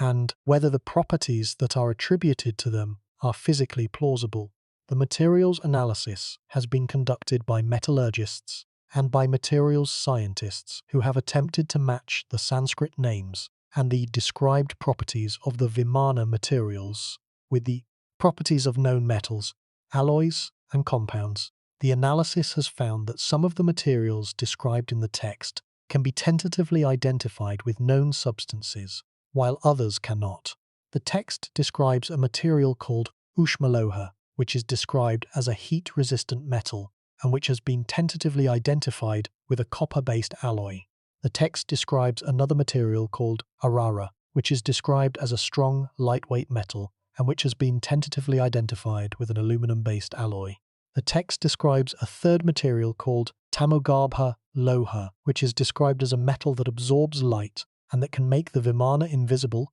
a property that has no counterpart in modern materials science. The identification of some of the described materials with known substances does not by itself validate the claims of the text, because the descriptions of the material's properties are inconsistent with the actual properties of the identified substances. The described heat resistance, strength, and weight of the materials are far beyond what any known metal or alloy can achieve, and the described special properties, such as the ability to absorb light or to generate energy, are physically impossible for any known substance. The fourth major track of investigation has been the comparative study of the Vimana texts with the aviation texts and the aviation mythology of other ancient civilizations, aimed at placing the Indian Vimana tradition in the broader context of the human fascination with flight. The comparative study has revealed that the Vimana tradition is one of several ancient traditions that describe flying vehicles, and that the Indian tradition, while it is the most detailed and the most extensive, is not unique in its description of machines that fly through the air. The Greek tradition of Daedalus and Icarus, who built wings of wax and feathers and flew from Crete, the Chinese tradition of the flying chariot of the Yellow Emperor, the Mesopotamian tradition of the flying throne of King Etana, the Egyptian tradition of the solar bark of the god Ra, and the Norse tradition of the flying chariot of the god Freyr are all examples of ancient traditions that describe flying vehicles or flying devices. The comparison of these traditions with the Indian Vimana tradition reveals a common pattern. The description of flying vehicles is associated with gods, heroes, or mythological figures, and the vehicles serve narrative and theological purposes, providing the divine or the heroic characters with a means of transportation that is consistent with their superhuman status. The common pattern of flying vehicle descriptions across multiple ancient cultures suggests that the descriptions are the products of a universal human aspiration, the desire to fly, rather than the products of any specific technological knowledge. The desire to fly, which is one of the most ancient and most deeply felt of human desires, has been expressed in the mythological traditions of virtually every culture, and the specific form that the expression takes, whether it is a winged chariot, a magic carpet, a flying throne, or a vimana, reflects the specific cultural and literary conventions of each tradition rather than any specific technological capability. The fifth major track of investigations has been the study of the specific Indian technological traditions that might have provided the empirical basis for the Vimana descriptions, aimed at determining whether the ancient Indians possessed any technological capabilities that are relevant to the question of flight. The investigation has revealed that the ancient Indian technological tradition was extraordinarily sophisticated in several domains, including metallurgy, mathematics, medicine, and architecture, and that the Indian craftsmen possessed specific capabilities that were among the most advanced in the ancient world. The Indian metallurgical tradition, which we have discussed in our episode on the Iron Pillar of Delhi, produced iron of exceptional quality, including the corrosion-resistant phosphorus-rich iron that has survived for 16 centuries. The Indian tradition also produced the Wootz crucible steel that was the raw material for Damascus steel, and the Indian metallurgists were the first to produce zinc metal by distillation, a technique that was not matched in Europe until the 18th century. The Indian mathematical tradition, which developed the decimal number system and the concept of zero, was one of the most advanced in the ancient world, and the Indian medical tradition, which is documented in the comprehensive medical treatises of the Ayurvedic tradition, included specific knowledge of surgery, pharmacology, and anatomy that was among the most advanced of any ancient civilization. The question of whether these genuine technological capabilities could have supported the development of actual flying machines is one that must be answered honestly. The Indian metallurgical tradition, while it was extraordinary, did not produce the lightweight, high-strength materials that would be needed for the construction of an aircraft. The Indian mathematical tradition, while it was sophisticated, did not include the specific mathematical tools, particularly the differential calculus and the theory of fluid dynamics, that would be needed for the design of an aerodynamic vehicle. And the Indian industrial capability, while it was impressive, did not include the specific manufacturing capabilities, particularly the precision machining and the high-temperature processing that would be needed for the production of aircraft components. The honest assessment of the Indian technological tradition reveals a civilization of extraordinary capability in multiple domains, but not a civilization that possessed the specific capabilities that would have been needed for the construction of flying machines. The Vimana descriptions, insofar as they describe actual flying machines, describe vehicles that are beyond the technological capabilities of the civilization that produced the texts, and the gap between the described vehicles and the available technology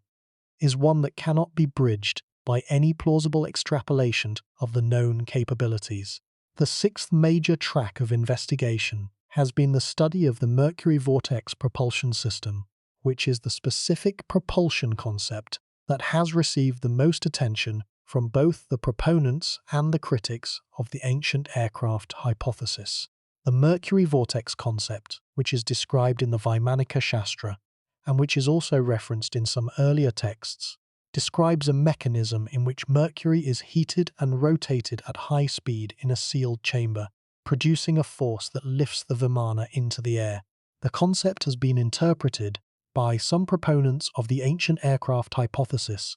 as a description of a technology that is not recognized by modern physics, but that may operate on principles that are beyond the current understanding of science. The physical analysis of the Mercury vortex concept has been conducted by physicists who have evaluated the specific claims against the known laws of mechanics and of thermodynamics. The analysis has found that the rotation of Mercury in a sealed chamber does not produce a net upward force, because the centrifugal force that is generated by the rotation acts outward from the axis of rotation rather than upward, and because the conservation of momentum requires that any force that is generated within the system be balanced by an equal and opposite force, resulting in a net force of zero. The Mercury vortex concept, as described in the text, does not produce the lifting force that would be needed for flight,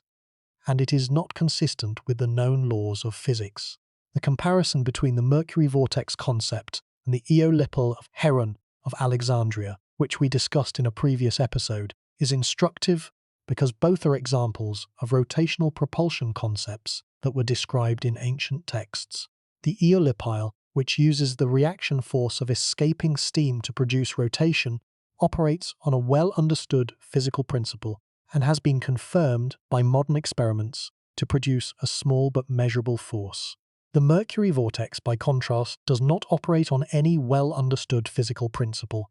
and no modern experiment has confirmed that the rotation of Mercury produces a net lifting force. The difference between the two concepts illustrates the distinction between ancient descriptions that are based on genuine physical principles and ancient descriptions that are based on literary imagination. The seventh major track of investigation has been the analysis of the cultural and the political context in which the Vimana texts have been interpreted, and the debate about their significance has been conducted. The Vimana debate is not merely a scientific debate about the interpretation of ancient texts. It is also a cultural and a political debate about the relationship between ancient Indian civilization and modern Western technology, about the role of indigenous knowledge in the development of modern science, and about the legitimacy of the claims that are made by proponents of alternative history. The cultural dimension of the Vimana debate is particularly important in the context of Indian cultural politics, where the claim that ancient India possessed advanced technology, including the technology of flight, has been used to support the assertion of Indian cultural superiority and to challenge the Western-centric narrative of the history of technology. The political dimension of the debate has been complicated by the involvement of politicians and of religious leaders who have cited the Vimana texts as evidence of the advanced state of ancient Indian science, sometimes in contexts where the claims have been used to support specific political or religious agendas. The scholarly community's response to the politicization of the Vimana debate has been to insist on the importance of the rigorous, evidence-based evaluation of the claims, regardless of the cultural or the political context in which the claims are made. The scientific evaluation of the Vimana texts, as exemplified by the Mukunda study, provides a model for the responsible analysis of claims about ancient technology, demonstrating that the claims can be evaluated objectively, and that the results of the evaluation can be presented clearly and honestly, without either dismissing the cultural significance of the texts or accepting claims that are not supported by the evidence. The eighth major track of investigation has been the study of the specific claims about the Mercury propulsion system in a broader historical context. The use of Mercury in ancient technology is well documented, and the ancient Indians, the ancient Chinese, and the ancient alchemists of the Middle East all used Mercury in various applications, including medicine, metallurgy, and alchemy. The specific use of Mercury as a propellant or as an energy source, however, is not documented in any ancient text other than the Vimana literature, and the specific claims about the Mercury vortex propulsion system in the Vaimanika Shastra are not consistent with any known ancient application of Mercury. The fascination with Mercury as a potential propulsion medium has persisted in the modern era, with various inventors and enthusiasts proposing Mercury-based propulsion systems for spacecraft and for other vehicles. The most famous modern proposal is the Mercury ion thruster, which uses electrically charged mercury atoms as the propellant for a spacecraft. The Mercury ion thruster is a real technology that was developed by NASA in the 1960s and 70s, and that was used in several space missions. The technology, however, is fundamentally different from the Mercury vortex system described in the Vaimanika Shastra,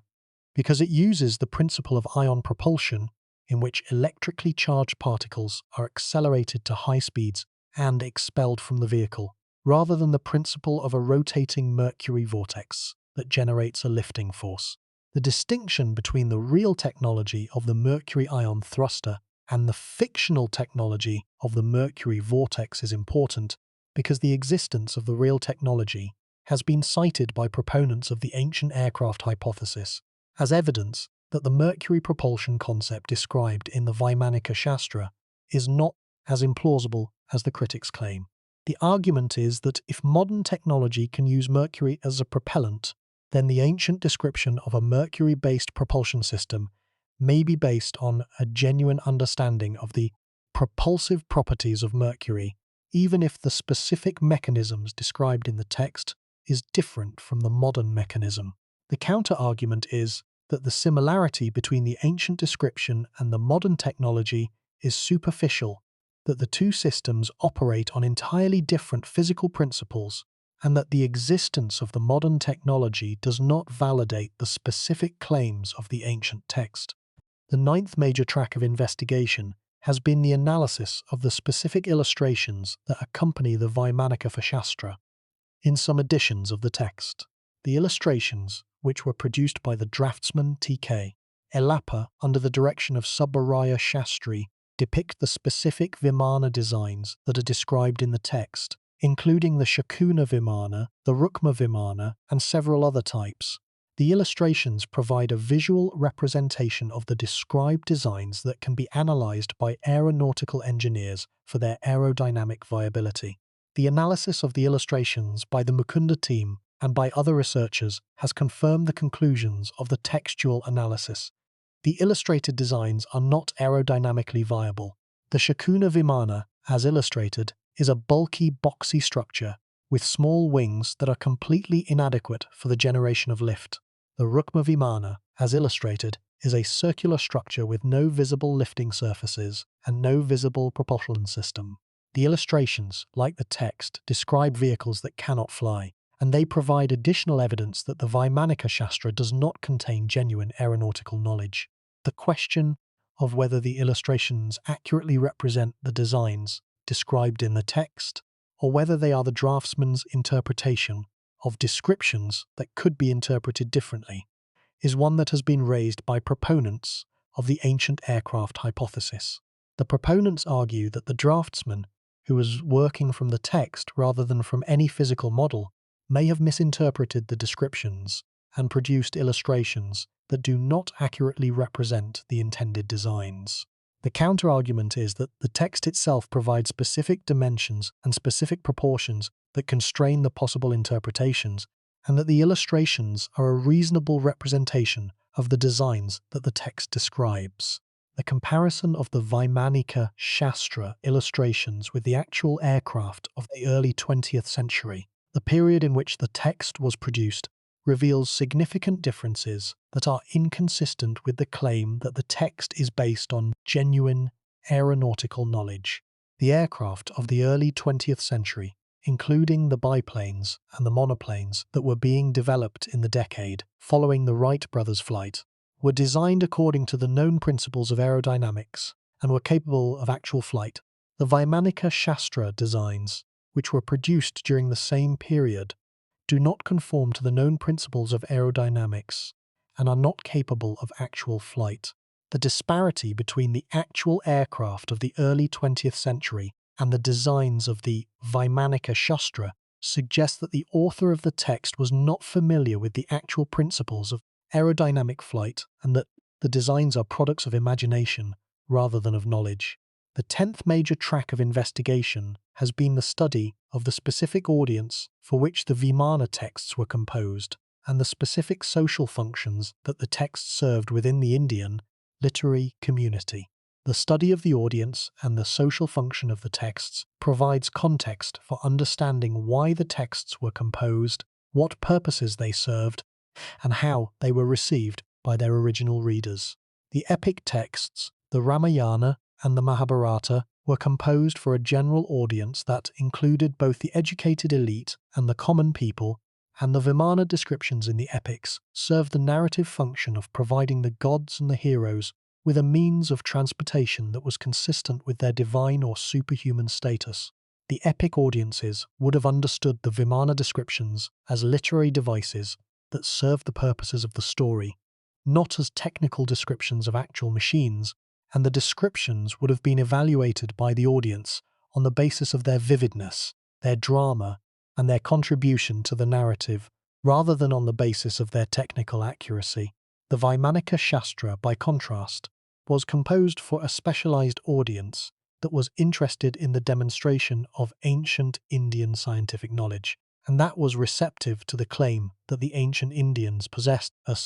comprehensive knowledge of aeronautics. The audience for the Vaimanika Shastra was the early 20th century Indian intellectual community, which was engaged in the project of cultural recovery and cultural assertion that we have described, and the text served the specific social function of providing this community with evidence that ancient India possessed scientific knowledge that was equal to or superior to the scientific knowledge of the Western world. The social function of the Vaimanika Shastra helps to explain both the specific content of the text and the specific reception that it received. The text provides the detailed, technical-sounding descriptions of flying machines that the audience wanted, descriptions that could be cited as evidence of ancient Indian aeronautical knowledge. The reception of the text by the audience was enthusiastic because the text confirmed the beliefs that the audience already held about the advanced state of ancient Indian science. The social function of the text, which was to validate the cultural claims of the audience, explains why the text has been so persistent in the Indian cultural consciousness despite the scientific refutation of its technical claims. The 11th major track of investigation has been the analysis of the specific language and the specific imagery of the Mahabharata battle scenes that describe Vimanas and other flying vehicles in combat. The aerial battle scenes in the Mahabharata, which include descriptions of Vimanas attacking ground forces, Vimanas engaging in combat with other Vimanas, and Vimanas being used for reconnaissance and for the transportation of important figures, are among the most vivid and the most frequently cited passages in the Vimana literature. The specific language of the battle scenes, which describes great cars, beautiful and well decorated, that rose up into the sky, that shot straight up into the air, and that rained weapons on the armies below, has been interpreted by proponents of the ancient aircraft hypothesis as descriptions of aerial warfare that are consistent with the use of actual flying machines. The mainstream scholarly interpretation is that the battle scenes are literary elaborations of the concept of divine warfare, in which the gods and the heroes fight with weapons and vehicles of supernatural power, and that the descriptions of flying vehicles in the battle scenes serve the narrative purpose of emphasizing the cosmic scale of the conflict and the superhuman capabilities of the combatants. The comparison of the Mahabharata battle scenes with the battle scenes of other ancient epic traditions provides additional context for the interpretation. The Homeric epics, which are the closest parallel to the Indian epics in the Western literary tradition, describe battles in which the gods intervene on the side of their favored mortals, using divine weapons and divine vehicles to influence the outcome of the fighting. The Norse sagas describe battles in which the Valkyries ride through the sky on flying horses, choosing the warriors who will die and carrying them to Valhalla. The Epic of Gilgamesh describes a battle between the hero and a divine bull that is sent by the gods. In each of these traditions, the descriptions of divine intervention in human battles serve the literary purpose of emphasizing the cosmic significance of the conflict and the involvement of the supernatural forces in human affairs. The Mahabharata battle scenes, with their descriptions of flying vehicles and of aerial warfare, serve the same literary purpose in the Indian tradition, emphasizing the cosmic significance of the great war between the Pandavas and the Kauravas, and the involvement of the gods and the divine forces in the outcome of the conflict. The descriptions are vivid and detailed, as the conventions of the Indian epic tradition require, but they are literary descriptions rather than technical ones, and they do not provide the specific information about construction, operation, and performance that would be needed to evaluate them as descriptions of actual technology. The 12th major track of investigation has been the study of specific claims about the defensive and the communication systems of the Vimanas that are described in the Vaimanika Shastra, claims that have been interpreted by some proponents of the ancient aircraft hypothesis as descriptions of technologies that are comparable to modern radar, electronic warfare, and stealth systems. The text describes devices that can detect approaching objects, devices that can render the Vimana invisible to observers, devices that can dazzle or disorient an enemy, and devices that can communicate with other Vimanas over long distances. These descriptions have been cited as evidence that the ancient Indians possessed not only aeronautical knowledge, but also knowledge of electromagnetic phenomena that was not formally discovered by modern science until the 19th and 20th centuries. The scientific evaluation of these claims has followed the same methodology that was used for the evaluation of the aerodynamic and the materials claims. The specific devices described in the text have been analysed for their physical plausibility, and the results have consistently shown that the described devices are either physically impossible or that they describe functions, such as invisibility and detection at a distance, that require technologies that are not described elsewhere in the text, and that are not consistent with any known ancient technology. The specific claim about invisibility, which is one of the most frequently cited claims by proponents of the ancient aircraft hypothesis, describes a device that can render the Vimana invisible to observers on the ground. The claim has been interpreted by some proponents as a description of a stealth technology that uses the absorption or the deflection of electromagnetic radiation to reduce the radar cross-section of the vehicle, a technology that was not developed by the modern military until the late 20th century. The scientific evaluation of this claim has found that the described device does not correspond to any known physical mechanism for achieving invisibility,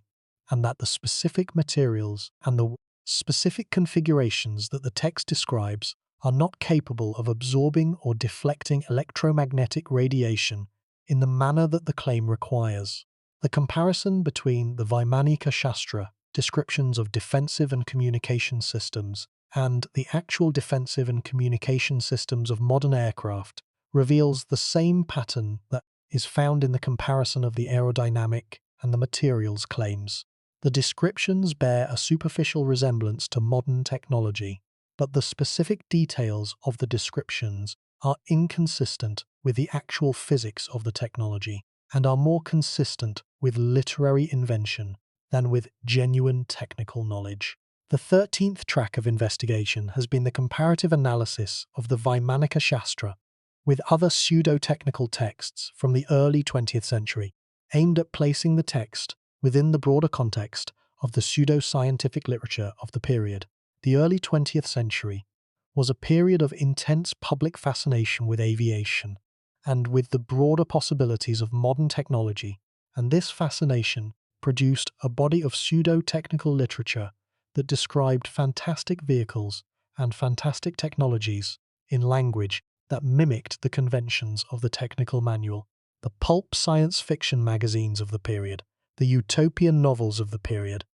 and the popular science books of the period all can contain descriptions of flying vehicles that are comparable in their level of technical detail and in their degree of physical implausibility to the descriptions in the Vimanas Shastra.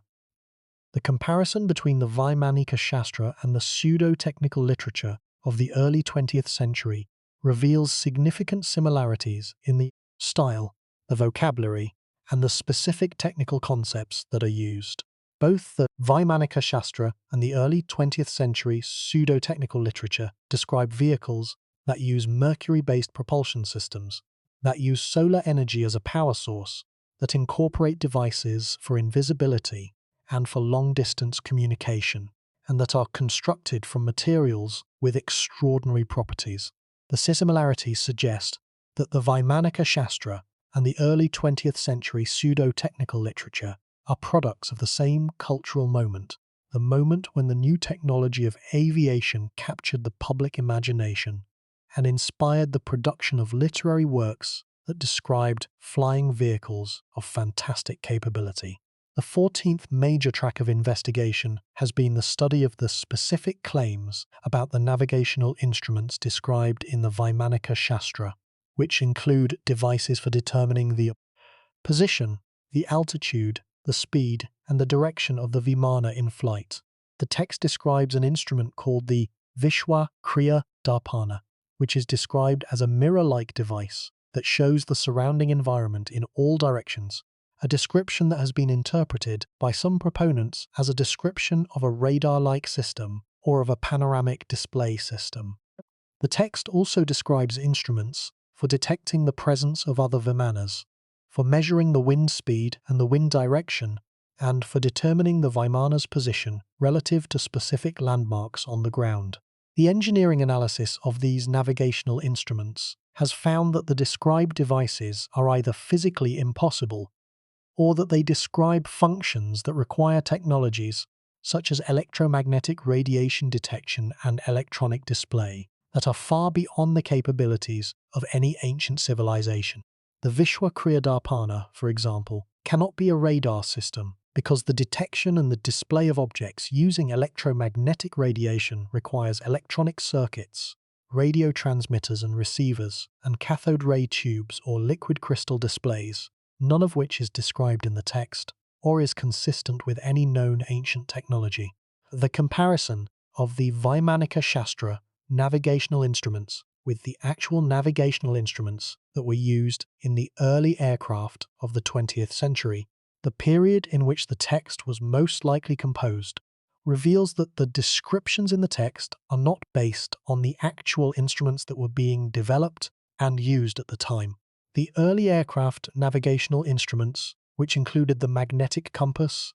the altimeter, the airspeed indicator, and the inclinometer, are simple, mechanical devices that operate on well-understood physical principles, and they bear no resemblance to the complex, multifunctional instruments described in the Vimanas Shastra. The divergence between the actual instruments of the period and the described instruments of the text provides further evidence that the text is not based on actual aeronautical knowledge, but on the literary imagination of an author who was describing instruments that he wished existed rather than instruments that actually did. The 15th major track of investigation concerns the specific question of whether any ancient Indian structures, such as temples, palaces, or other buildings, contain architectural features that could be interpreted as hangars, landing platforms, or other facilities for the storage and the operation of flying machines. The search for such architectural features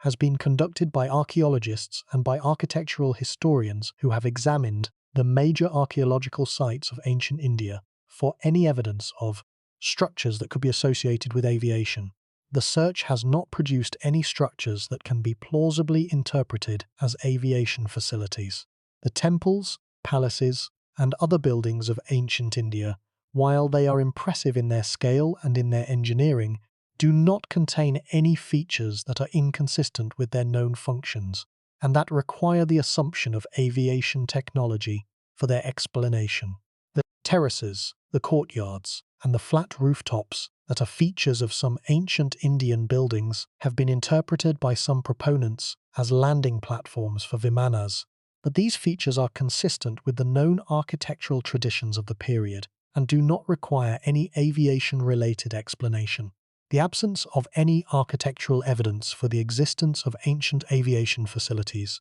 combined with the absence of any physical artifacts that could be interpreted as components of flying machines, strengthens the conclusion that the Vimana descriptions are products of the literary imagination rather than records of actual technology. The absence of physical evidence is not by itself conclusive proof that the technology did not exist, because the physical evidence could have been destroyed or could have been misidentified. But the complete absence of physical evidence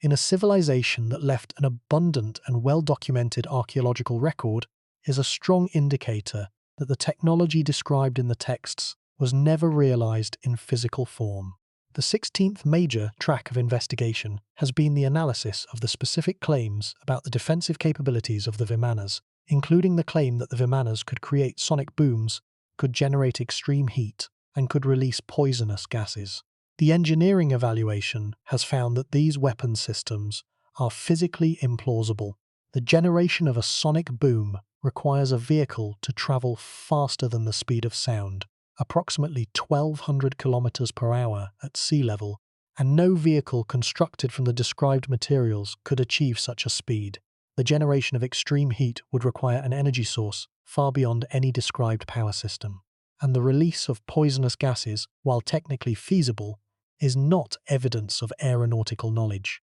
The comparison of the described weapon systems with the actual weapons of the ancient Indian military tradition, documented in the Arthashastra of Kautilya and in medieval military manuals, reveals that the described weapons bear no resemblance to actual ancient weapons and are products of the literary imagination. The ancient Indian military system used bows, arrows, swords, maces, chariots, and siege engines, but no flying vehicles and no weapons comparable to those described in the Vimana texts. The 15th major track of investigation concerns the specific question of whether any ancient Indian structures contain architectural features that could be interpreted as hangars, landing platforms, or other facilities for flying machines. The search has not produced any such structures.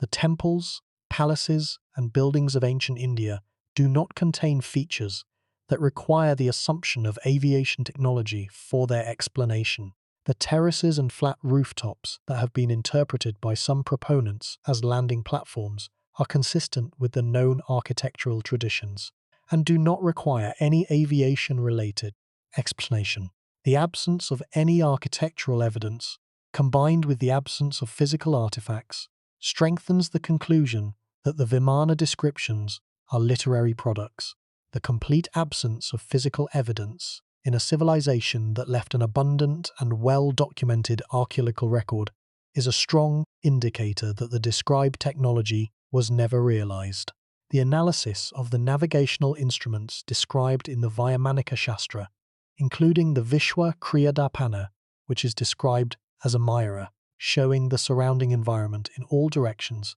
has found that these instruments are physically impossible or require technologies far beyond any ancient capability. The Vishwa Kriyadapana cannot be a radar system because electromagnetic radiation detection and display require electronic circuits, transmitters, receivers, and display screens, none of which is described in the text. The comparison with actual early 20th century aircraft instruments reveals that the Vayamanika Shastra descriptions bear no resemblance to the actual instruments of the period, providing further evidence that the text is not based on actual aeronautical knowledge. The question of whether the Vimana tradition has had any influence on modern Indian aviation and aerospace technology has been addressed by historians of Indian science. The investigation found that the modern Indian aerospace program was developed on the basis of modern Western science and engineering. The scientists who founded the Indian space program, including Vikram Sarabhai,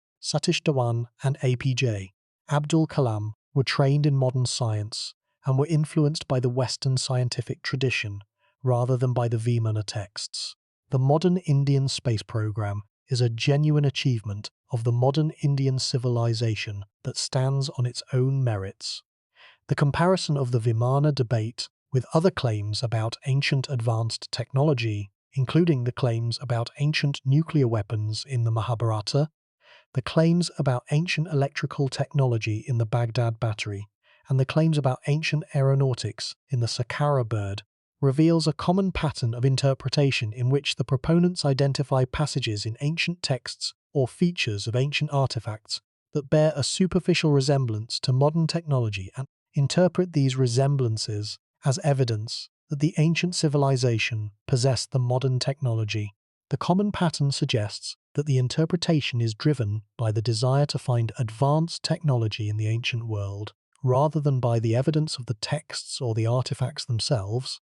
and the recognition of this common pattern is an important step toward the development of a more rigorous and more honest approach to the study of ancient technology. The investigation of the specific role of model making in the ancient Indian technical tradition provides one final relevant context, because the ancient Indian craftsmen produced models of buildings, of vehicles, and of other objects for religious, educational, and recreational purposes, and the question of whether any of these models were models of flying machines is one that connects the physical evidence to the textual tradition. The broader question of whether the Vimana tradition has had any indirect influence by inspiring cultural enthusiasm for aerospace technology is more difficult to answer but may have a positive element. The Vimana stories, told and retold in Indian culture, may have contributed to a cultural enthusiasm for flight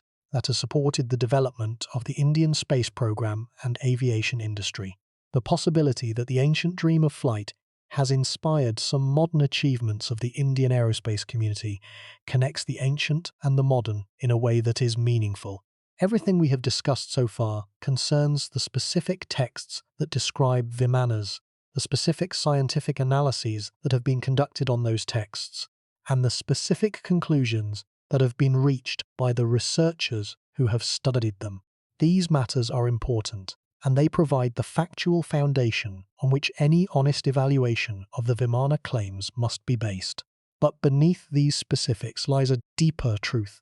a truth that concerns not just what the Vimana texts say, but what they mean,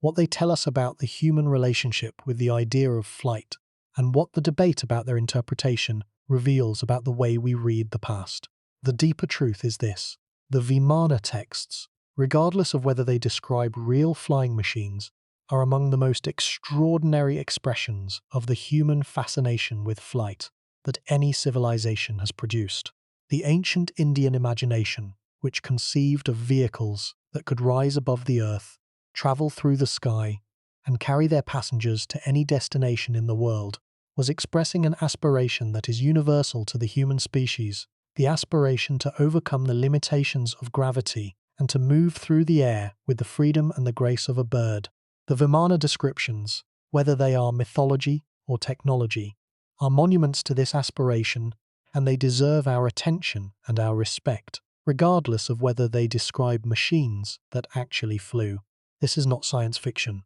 This is a recognition that the human mind has been dreaming of flight for as long as human culture has existed, and that the ancient Indian civilization produced one of the most detailed and most persistent expressions of this dream in the entire history of human thought. The Vimana texts are not anomalies in the history of literature. They are expressions of a universal human desire, and the specific form that this desire took in the Indian tradition, the detailed, technical-sounding descriptions of flying machines with specific components and specific capabilities reflects the specific literary and intellectual traditions of the Indian civilization, which valued detailed, systematic description as a mark of authority and as a demonstration of comprehensive knowledge. Something is wrong with the way we typically approach the Vimana texts, and the error lies in the assumption that the texts must be either entirely factual or entirely fictional, either the description of real machines or the product of pure imagination. The reality is more complex and more interesting than either of these binary alternatives allows. The Vimana texts are products of a literary tradition that does not draw the same sharp distinction between the factual and the fictional that the modern Western tradition draws, and the interpretation of the texts requires an approach that is sensitive to this difference, an approach that recognizes the specific literary conventions of the Sanskrit tradition, and that evaluates the texts within the framework of those conventions,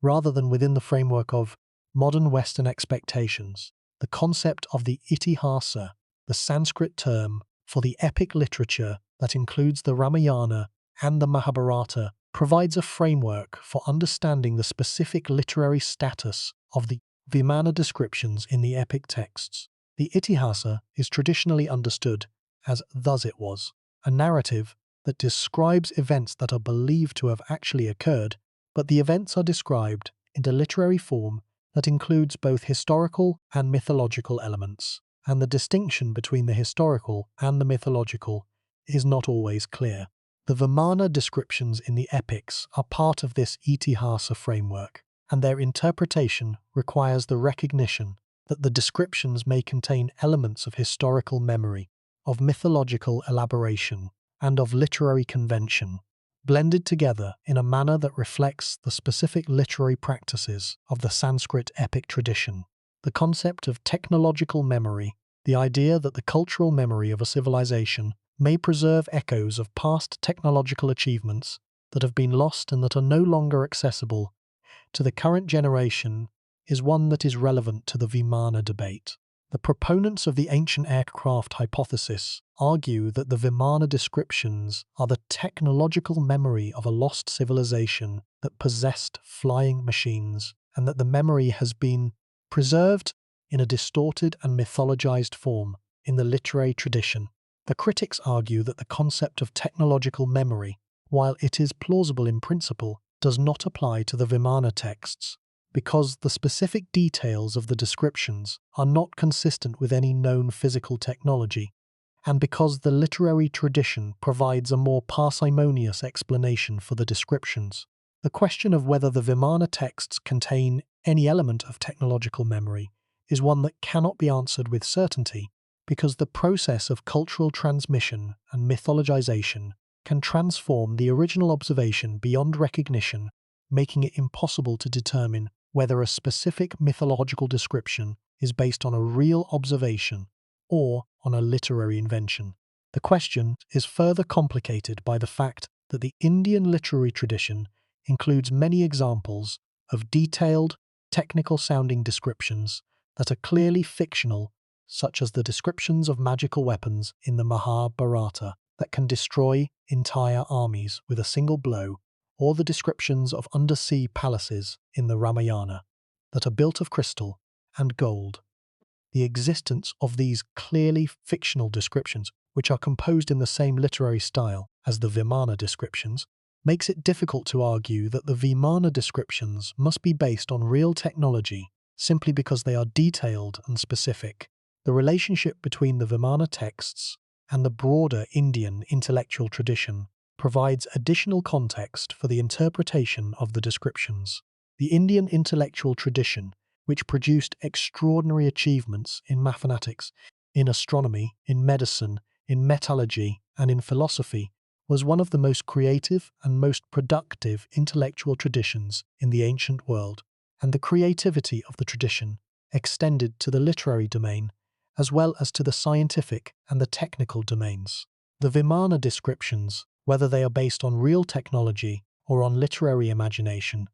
are products of this creative tradition, and their specific form and their specific content reflect the intellectual culture of the civilization that produced them. the specific question of what the Vimana texts can tell us about the ancient Indian understanding of the physical world, even if they do not describe real flying machines, is one that has been explored by historians of science, who have analysed the texts for evidence of ancient Indian knowledge of physics, of chemistry, and of material science. The analysis has revealed that the Vimana texts contain references to specific physical phenomena, including the behaviour of gases under pressure, the properties of metals at high temperatures, and the effects of atmospheric conditions on the performance of machines that are consistent with a broader Indian scientific tradition. And that suggests that the authors of the texts, even if they did not possess knowledge of aeronautics, possessed a general knowledge of the physical world that was sophisticated and that was informed by observation and by experiment. Let that sink in. The Vimana texts, even if they do not describe real flying machines, are products of a civilization that possessed genuine scientific knowledge in multiple domains, and that expressed its aspirations and its imagination through a literary tradition that valued detailed, systematic description. The texts are not the products of a primitive or an ignorant culture. They are the products of one of the most intellectually sophisticated civilizations in the ancient world, and their specific form and their specific content reflect the specific literary and intellectual conventions of that civilization. The broader implications of the Vimana debate for the study of ancient texts and ancient technology are significant,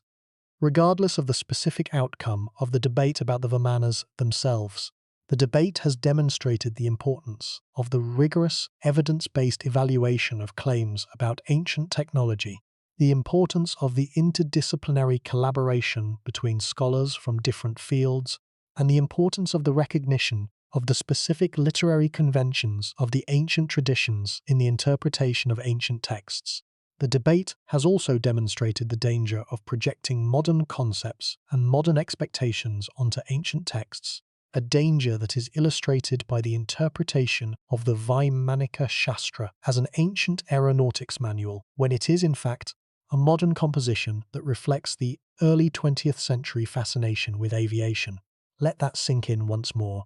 The most detailed description of ancient Indian flying machines, the Vaimanika Shastra, is almost certainly a modern text. The texts that are genuinely ancient, the Vedas and the epics, describe flying vehicles in terms that are literary and mythological rather than technical. The ancient Indian civilization was one of the most technologically sophisticated in the ancient world, but the specific technology of flight was not among its achievements. The Vimana descriptions are products of the Indian literary imagination, expressed through the specific conventions of the Sanskrit literary tradition, and they deserve our admiration as works of imaginative literature rather than as evidence of a lost aeronautical technology. The honest assessment of the Vimana claims is not a dismissal of the ancient Indian civilization or of its genuine technological achievements. On the contrary, the honest assessment is a celebration of those achievements,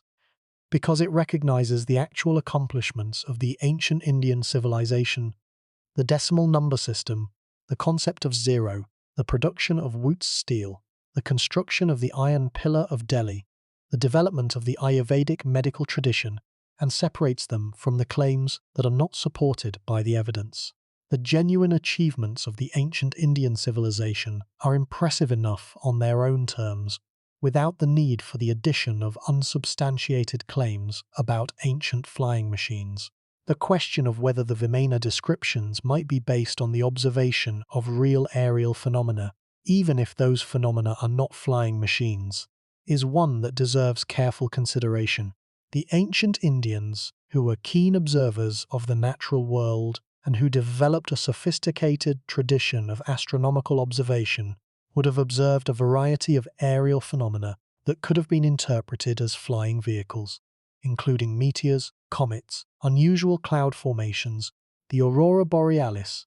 which is visible in the northern parts of the Indian subcontinent, and the various optical phenomena, including mirages, solar halos, and sundogs, that are produced by the refraction and the reflection of light in the atmosphere. The specific phenomenon of ball lightning, a rare atmospheric phenomenon in which a luminous, spherical object appears in the air and moves horizontally for a period of seconds or minutes before disappearing, has been proposed by some researchers as a possible natural basis for the Vimana descriptions. Ball lightning, which has been observed and reported throughout human history, but whose physical mechanism is still not fully understood, could have been interpreted by the ancient Indians as a flying vehicle or as a manifestation of divine power, and the descriptions of luminous, moving objects in the ancient texts could be literary elaborations of the observation of ball lightning. The specific phenomenon of the pillars of fire or pillars of smoke that are described in some ancient texts, which could be produced by volcanic eruptions,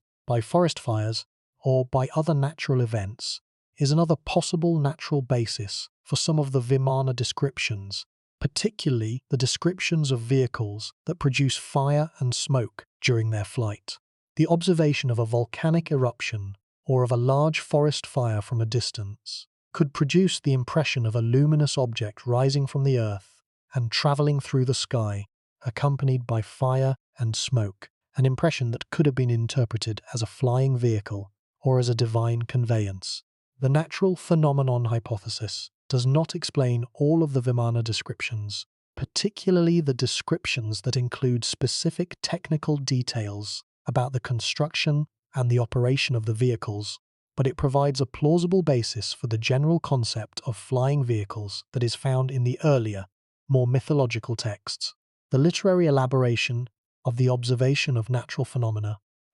through the process of storytelling and of mythological development could have produced the vivid and the detailed descriptions that are found in the epic and the Puranic texts, without the need for the assumption that the ancient Indians possessed actual flying machines. The question of whether the Vimana debate has produced any positive contributions to the understanding of ancient Indians' civilization, despite the rejection of the ancient aircraft hypothesis, is one that deserves consideration. The debate, which has drawn attention to the Vimana texts and has stimulated research into the literary, the cultural, and the technological traditions of ancient India, has produced several positive outcomes that are relevant to the broader understanding of the Indian civilization and its contributions to human culture. The first positive contribution is the increased awareness of the richness and the diversity of the Sanskrit literary tradition, which includes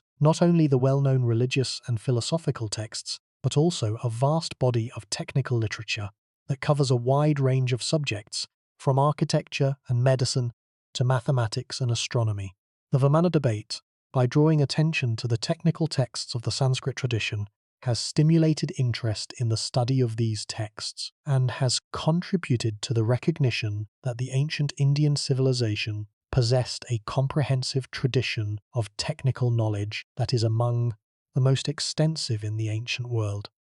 The second positive contribution is the development of methodologies for the evaluation of claims about ancient technology, methodologies that are applicable to a wide range of claims, and that provide a model for the rigorous, evidence-based assessment of extraordinary claims about the past. The Mukunda study, which is the most comprehensive example of this methodology, demonstrates that claims about ancient technology can be evaluated objectively, using the tools of modern science and engineering, and that the results of the evaluation can be presented clearly and honestly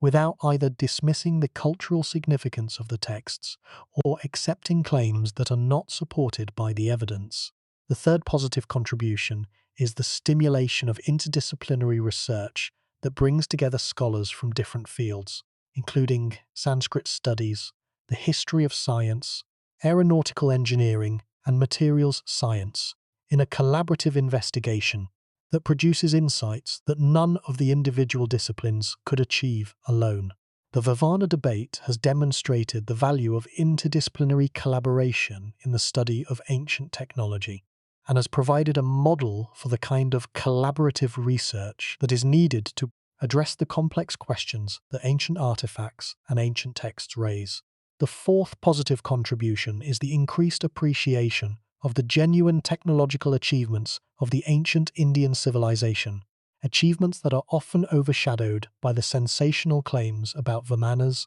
and about other alleged advanced technologies. the honest evaluation of the Vimana claims, by distinguishing between the genuine and the fictional, allows the genuine achievements to be recognized and appreciated on their own terms, without the distortion that is produced by the association with unsubstantiated claims about flying machines. The question of whether the Indian philosophical tradition, which includes the concept of Maya, the power of illusion, and the concept of Siddhi, the extraordinary powers that are attained through spiritual practice, has influenced the Vimana descriptions in a way that is relevant to the interpretation of the texts, is one that has been explored by scholars who specialize in the Indian philosophical tradition. The concept of Siddhi, which includes the power of flight, the power of becoming infinitely small or infinitely large, the power of levitation, and the power of teleportation,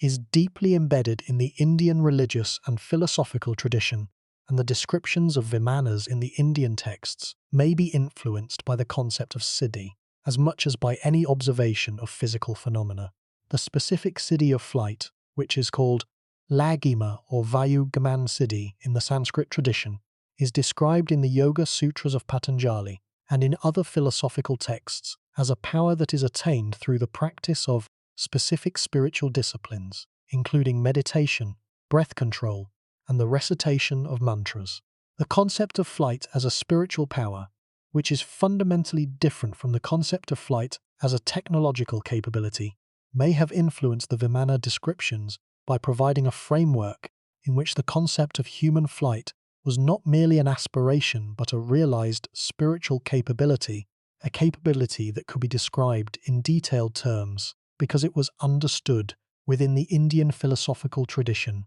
as a genuine and a documented phenomenon. The influence of the Siddhi tradition on the Vimana descriptions is particularly relevant to the interpretation of the passages in the Vaimanika Shastra that describe the use of mantras, the recitation of sacred words, as a power source for the Vimanas. The use of mantras as a power source is consistent with the Siddhi tradition, in which the recitation of specific mantras is believed to produce specific physical effects, including the power of flight,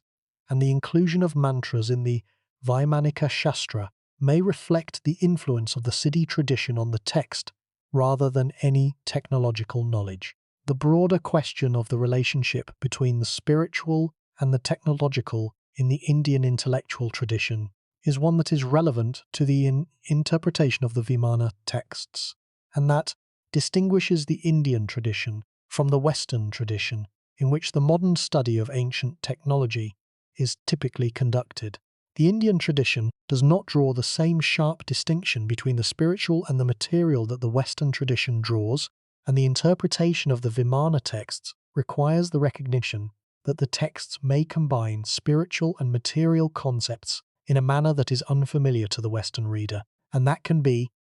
misleading if it is interpreted according to Western assumptions about the separation of the spiritual from the physical. The concept of yantra, the Sanskrit term for a machine or a mechanical device, provides another relevant context for the interpretation of the Vimana texts. The yantra tradition in India encompasses both physical machines, such as the water wheels, the looms, and the siege engines that are described in the Sanskrit technical literature, and ritual objects, such as the geometric diagrams that are used in Hindu and Buddhist meditation and worship. The dual meaning of yantra, which includes both the physical machine and the ritual object, reflects the integration of the technological and the spiritual in the Indian intellectual tradition, and the Vimana, which is described in some texts as both a physical machine and a spiritual vehicle, may be understood as a yantra in both senses of the word. The specific relationship between the Vimana debate and the broader phenomenon of ancient astronaut theories, which propose that the Earth was visited in the distant past by extraterrestrial beings who influenced the development of human civilization,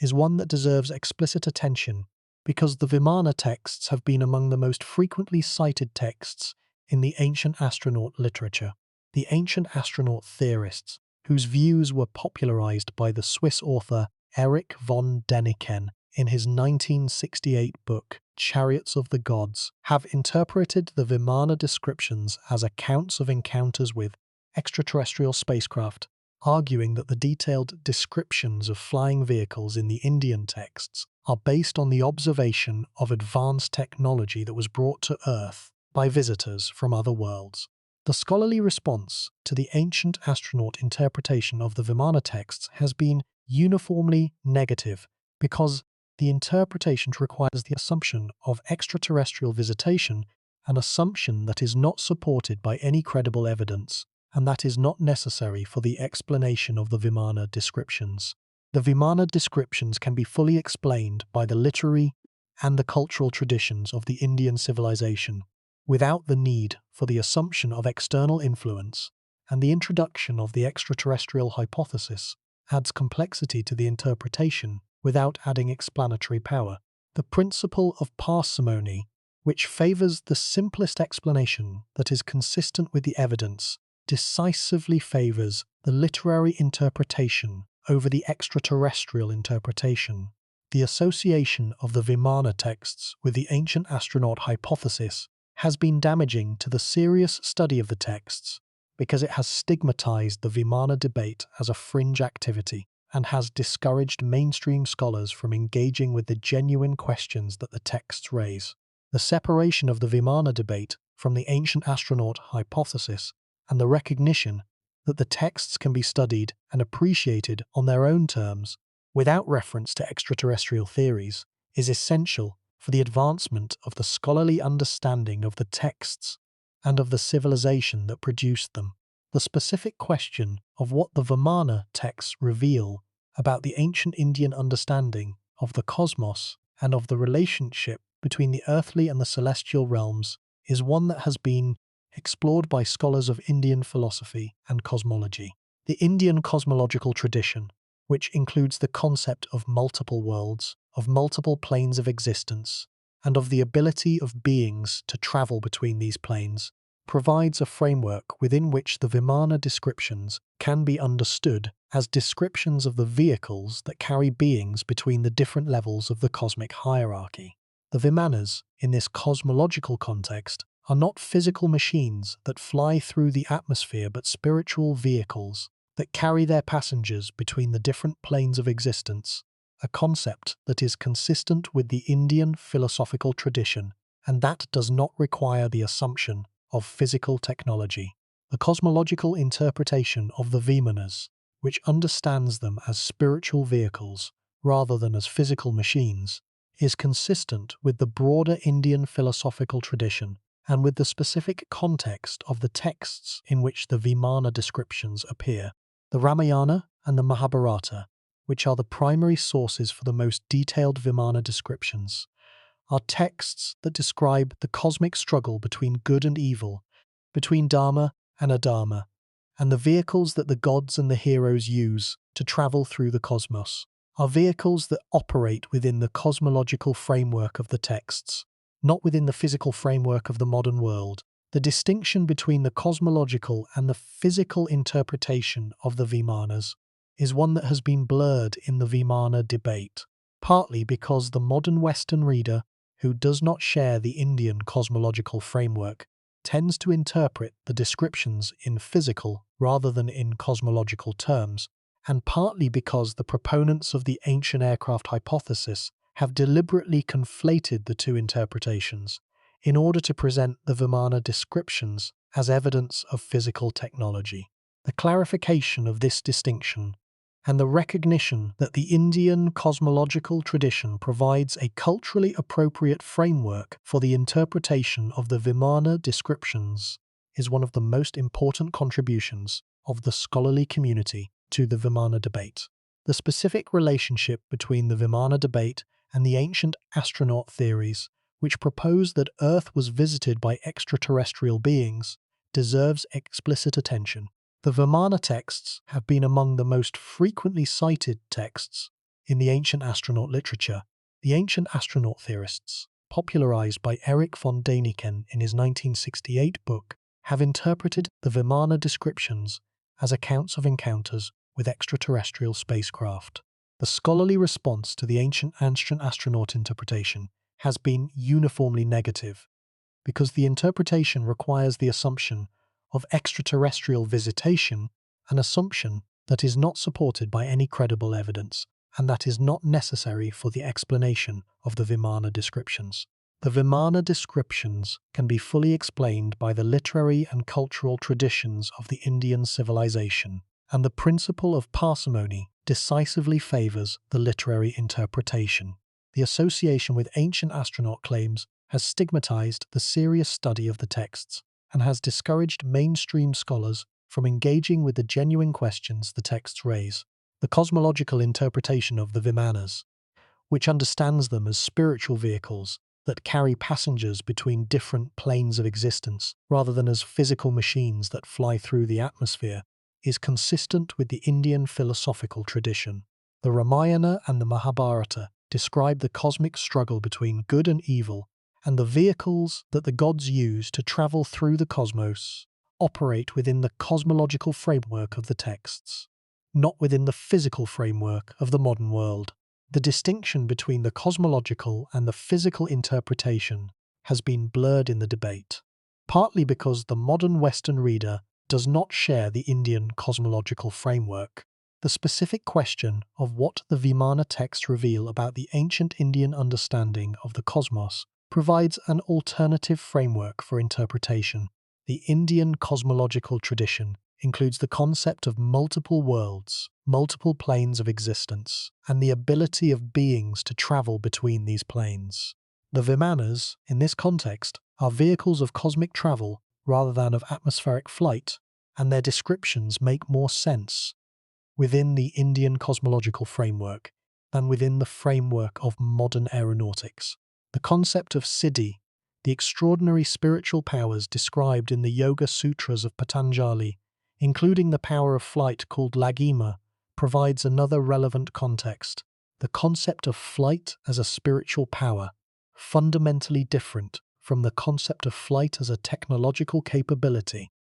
may have influenced the Vimana descriptions by providing a framework in which human flight was not merely an aspiration but a realized capability within the spiritual tradition. The inclusion of mantras as a power source in the Vaimanika Shastra is consistent with the Siddhi tradition, rather than with any technological knowledge. The distinction between the spiritual and the technological in the Indian tradition, which does not draw the same sharp boundary that the Western tradition draws, is essential for the proper interpretation of the Vimana texts. The concept of yantra, which encompasses both physical machines and ritual objects, reflects the integration of the technological and the spiritual in the Indian intellectual tradition. The Vimana, described in some texts as both a physical machine and a spiritual vehicle, may be understood as a yantra in both senses, existing at the boundary between the physical and the spiritual, in a manner that is characteristic of the Indian intellectual tradition, and that is foreign to the Western intellectual tradition, within which the modern debate has been conducted. The Vimana tradition stands as a reminder that the human imagination has always been capable of conceiving things that are beyond the current technological capability, and that the gap between imagination and capability is not a measure of the failure of the imagination, but a measure of the ambition of the dream. The ancient Indian dream of flight was a dream of extraordinary ambition, and the words in which it was expressed are among the most beautiful and the most enduring in the history of human literature. The honest assessment of the Vimana tradition is that it represents one of the most remarkable expressions of the human dream of flight, produced by one of the most creative literary traditions in the history of civilization, and preserved across thousands of years of cultural transmission. The tradition does not describe real flying machines, but it describes the aspiration to fly with a power and a persistence that are unmatched in any other ancient civilization. The Vimana texts are the literary monuments of this aspiration, and they deserve our admiration and our study as products of the human imagination at its most ambitious and its most enduring. What does the Vimana debate mean for our understanding of the relationship between ancient texts, modern interpretation, and the desire to find advanced technology in the ancient world? The first implication is a recognition of the power of the human desire to believe that the ancient world possessed advanced technology that has been lost. The Vimana debate demonstrates that this desire is strong enough to sustain a debate that has lasted for decades, despite the absence of any physical evidence for the existence of ancient flying machines, and despite the scientific refutation of the specific technical claims that have been made on behalf of the Vaimanika Shastra. The persistence of the belief in ancient Vimanas, in the face of the scientific evidence, illustrates the power of the human desire to find meaning and significance in the ancient past, a desire that can lead to the acceptance of claims that are not supported by the evidence and to the rejection of evidence that contradicts the desired conclusion. The second implication is a recognition of the importance of distinguishing between the literary and the technical content of ancient texts. The Vimana texts, which contain detailed descriptions of flying machines in a literary style that gives them the appearance of technical manuals, illustrate the danger of reading ancient texts through the lens of modern expectations. The modern reader, who is accustomed to the distinction between fiction and non-fiction, and who expects technical-sounding descriptions to be based on technical knowledge, may interpret the Vimana texts as evidence of ancient aeronautical knowledge, when they are, in fact, products of the literary imagination that are composed in a style that mimics the conventions of the technical manual. There is a pause worth taking here. Consider the challenge that the interpretation of the Vimana texts poses for the modern reader. The texts are written in a dead language, Sanskrit, that is read by a relatively small number of scholars, and that is susceptible to multiple translations and interpretations. The texts were produced by a civilization that had different literary conventions, different epistemological assumptions, and different attitudes toward the relationship between the factual and the imaginative than the modern Western civilization. And the texts describe objects, flying machines, that are of intense interest to the modern reader who is predisposed to find evidence of advanced ancient technology in any text that appears to describe it. The combination of linguistic difficulty, cultural distance, and cognitive bias creates a situation in which the misinterpretation of the texts is not only possible but probable, and the history of the Vimana debate demonstrates that this misinterpretation has in fact occurred repeatedly. The third implication is a recognition of the importance of cultural context in the interpretation of ancient claims about technology. The Vimana debate is not merely a scientific debate about the interpretation of ancient texts. It is a cultural debate about the relationship between ancient Indian civilization and modern Western technology, a debate that is influenced by the specific cultural and political dynamics of the Indian and the Western intellectual communities. The recognition that the Vimana debate is a cultural phenomenon as well as a scientific one is essential for the understanding of the debate and for the evaluation of the specific claims that are made by the participants. The fourth implication is a recognition of the value of the Vimana texts as works of imaginative literature, regardless of whether they describe real technology. The Vimana descriptions in the Ramayana, the Mahabharata, and the other Indian literary texts are among the most vivid and the most detailed descriptions of flying vehicles in any ancient literature, and they demonstrate the extraordinary creative power of the Indian literary imagination. The descriptions, which include flying palaces, aerial battles, and vehicles that travel at the speed of thought, are products of an imagination that was not constrained by the limitations of physical reality, and that was free to conceive of technologies and of capabilities that are beyond the reach of any civilization, ancient or modern. The recognition of the Vimana texts as works of imaginative literature does not diminish their value or their significance. On the contrary, it enhances their value because it allows us to appreciate them for what they are, the products of one of the most creative and most productive literary traditions in the history of human civilization, rather than for what they are not, the technical manuals of a lost aeronautical tradition. The Vimana texts, read as literature, are masterpieces of the imaginative art, and their descriptions of flight, of aerial combat, and of the wonder of soaring above the earth are as vivid and as compelling today as they were when they were first composed thousands of years ago. The fifth implication is a warning about the danger of pseudoscience and its relationship to genuine scholarship. The Vimana debate has been complicated by the involvement of pseudo-scientific claims and by the sensationalization of the debate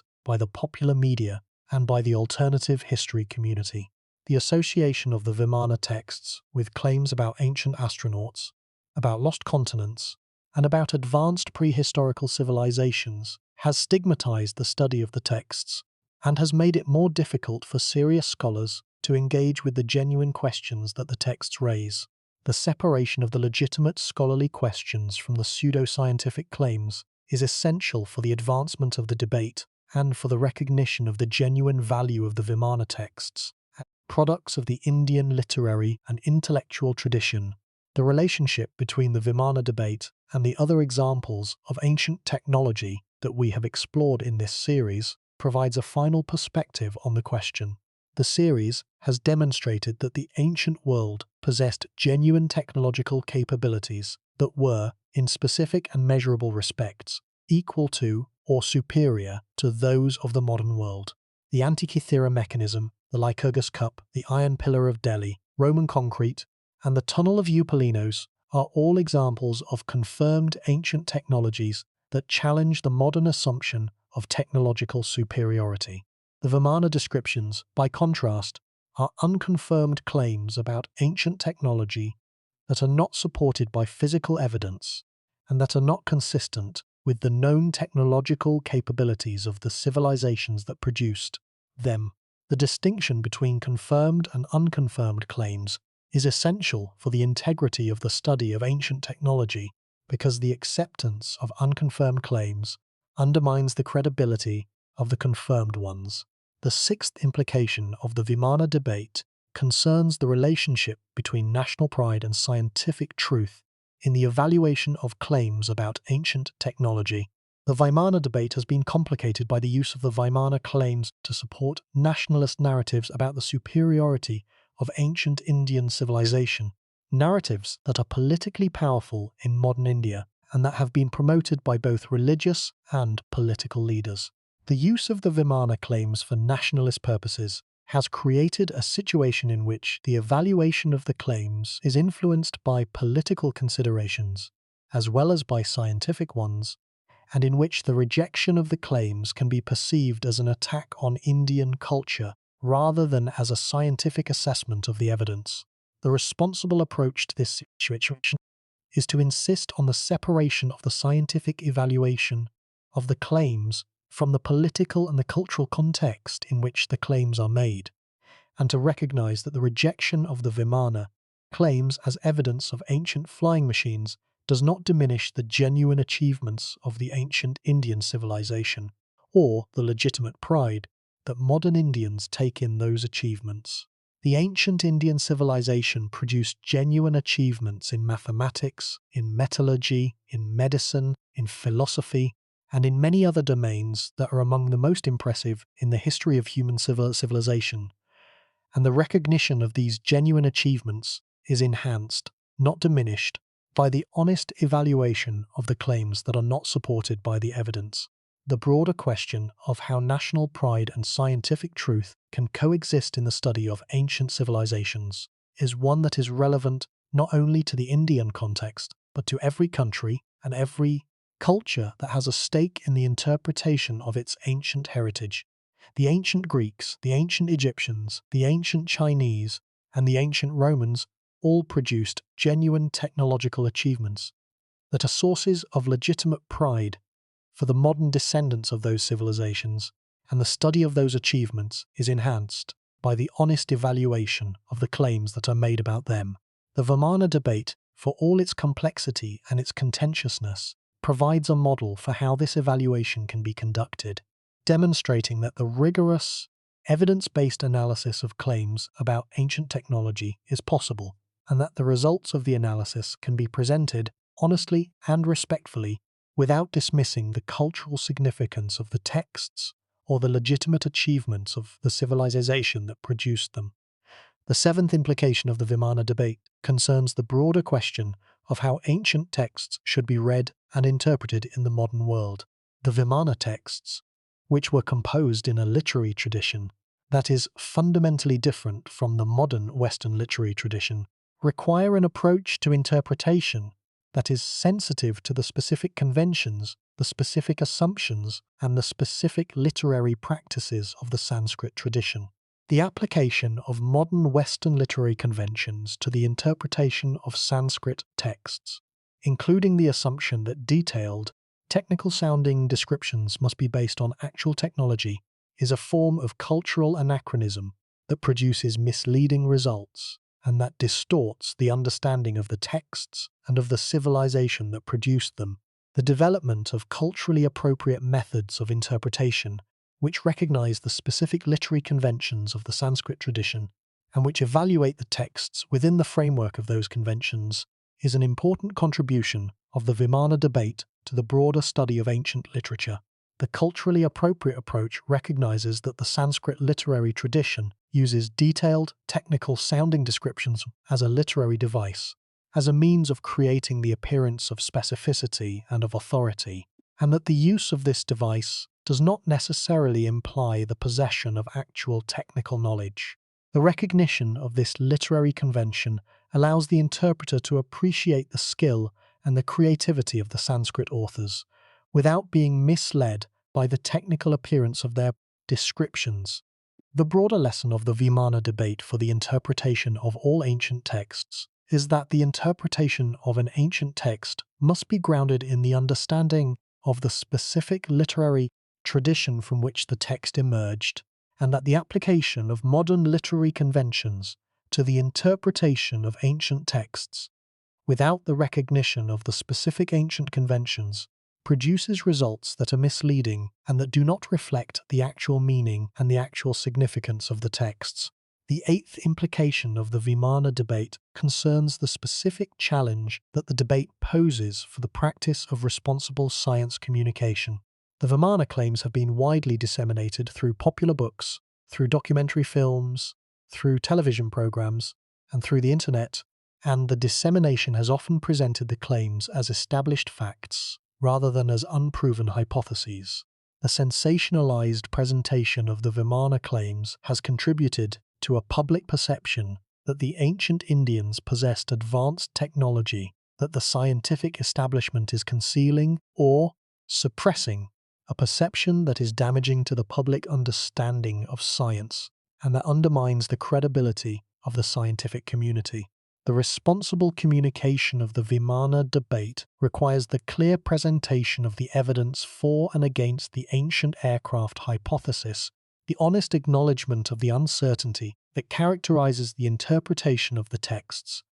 and the specific distinction between the genuine achievements of the ancient Indian civilization and the claims that are not supported by the evidence. The science communicators who have engaged with the Vimana debate have generally followed this approach, presenting the evidence honestly and clearly and distinguishing between the confirmed and the unconfirmed claims about ancient Indian technology. The broader question of how science communicators should engage with culturally sensitive claims about ancient technology is one that the Vimana debate illuminates with particular clarity. The communication of scientific conclusions that contradict culturally significant beliefs requires a sensitivity to the cultural context and a respect for the cultural traditions that have produced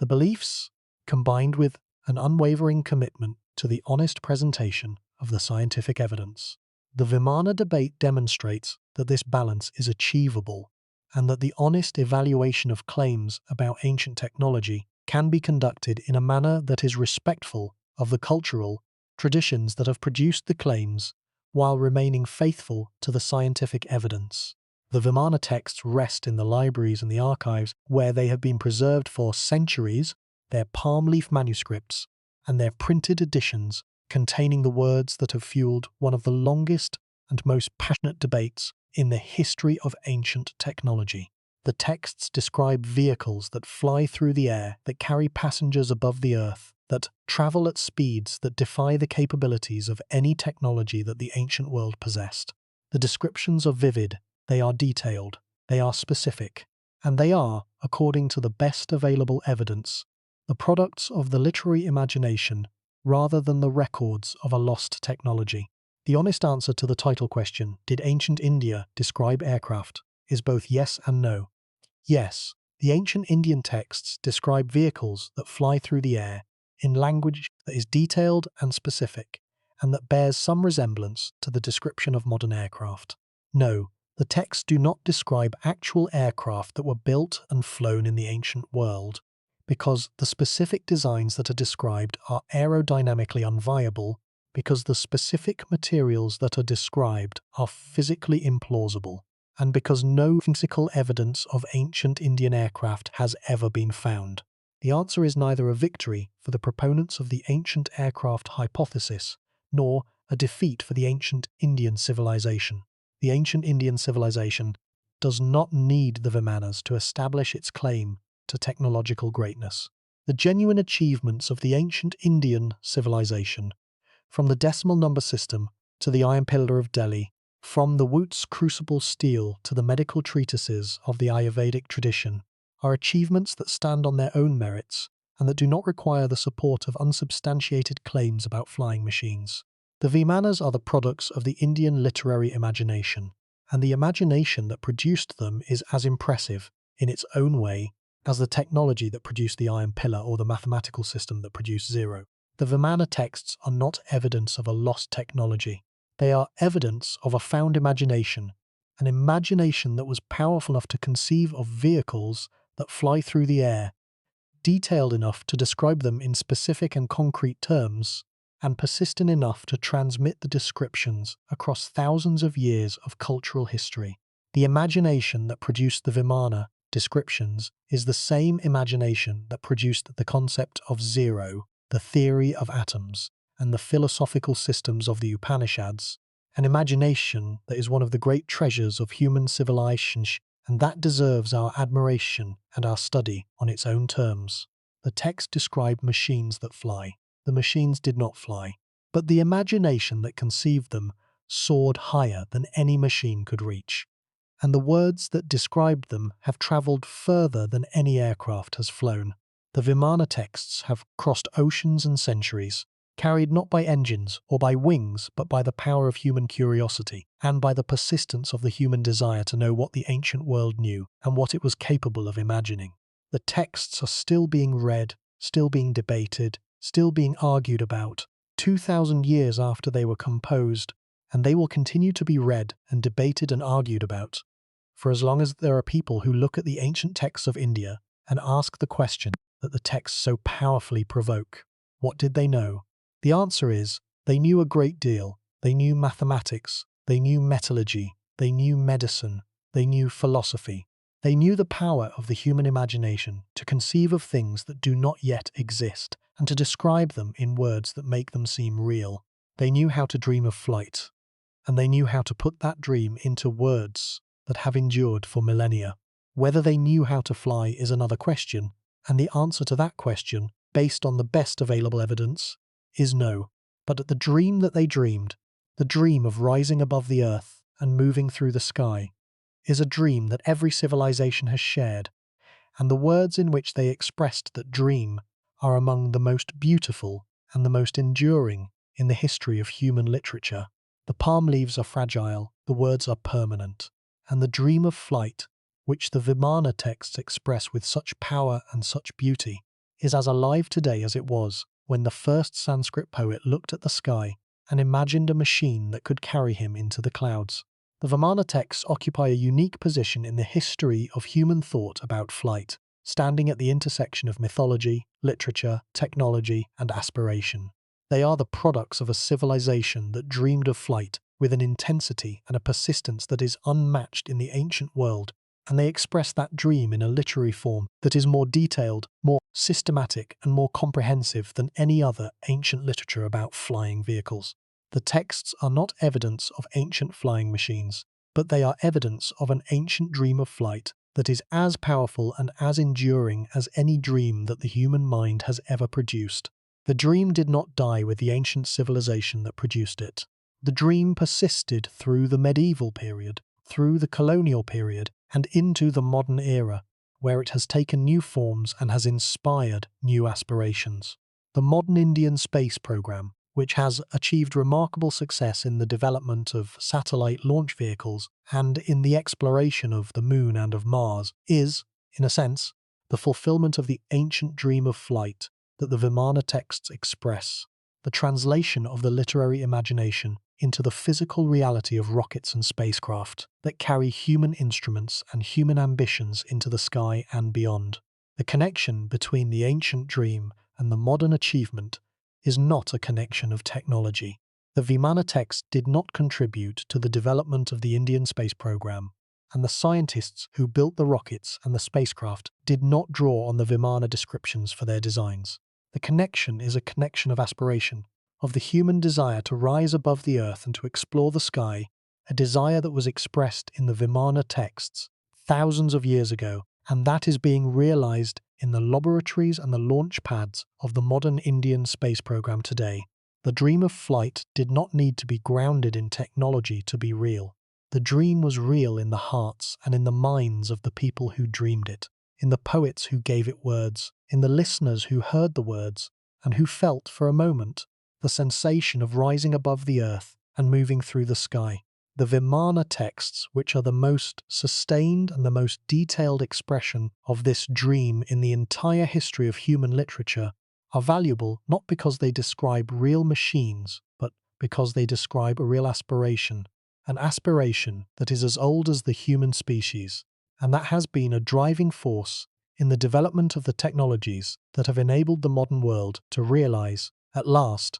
the dream that the ancient poets could only imagine. The texts are beautiful, the descriptions are vivid, the imagination that produced them is breathtaking, and the civilization that sustained this imagination across thousands of years of literary production is one of the great civilizations of human history, a civilization whose genuine achievements in mathematics, in metallurgy, in medicine, and in philosophy are among the most impressive in the history of human thought. The Vimanas are the products of this civilization's imagination, and they are worthy of our admiration and our study, not as evidence of a lost technology, but as expressions of an enduring dream. The Vimana texts have travelled a long journey from the chanting of the Vedic hymns in the fire temples of the second millennium before the Common Era, through the epic performances of the Ramayana and the Mahabharata, in the courts and the public squares of ancient India, through the copying and the studying of the manuscripts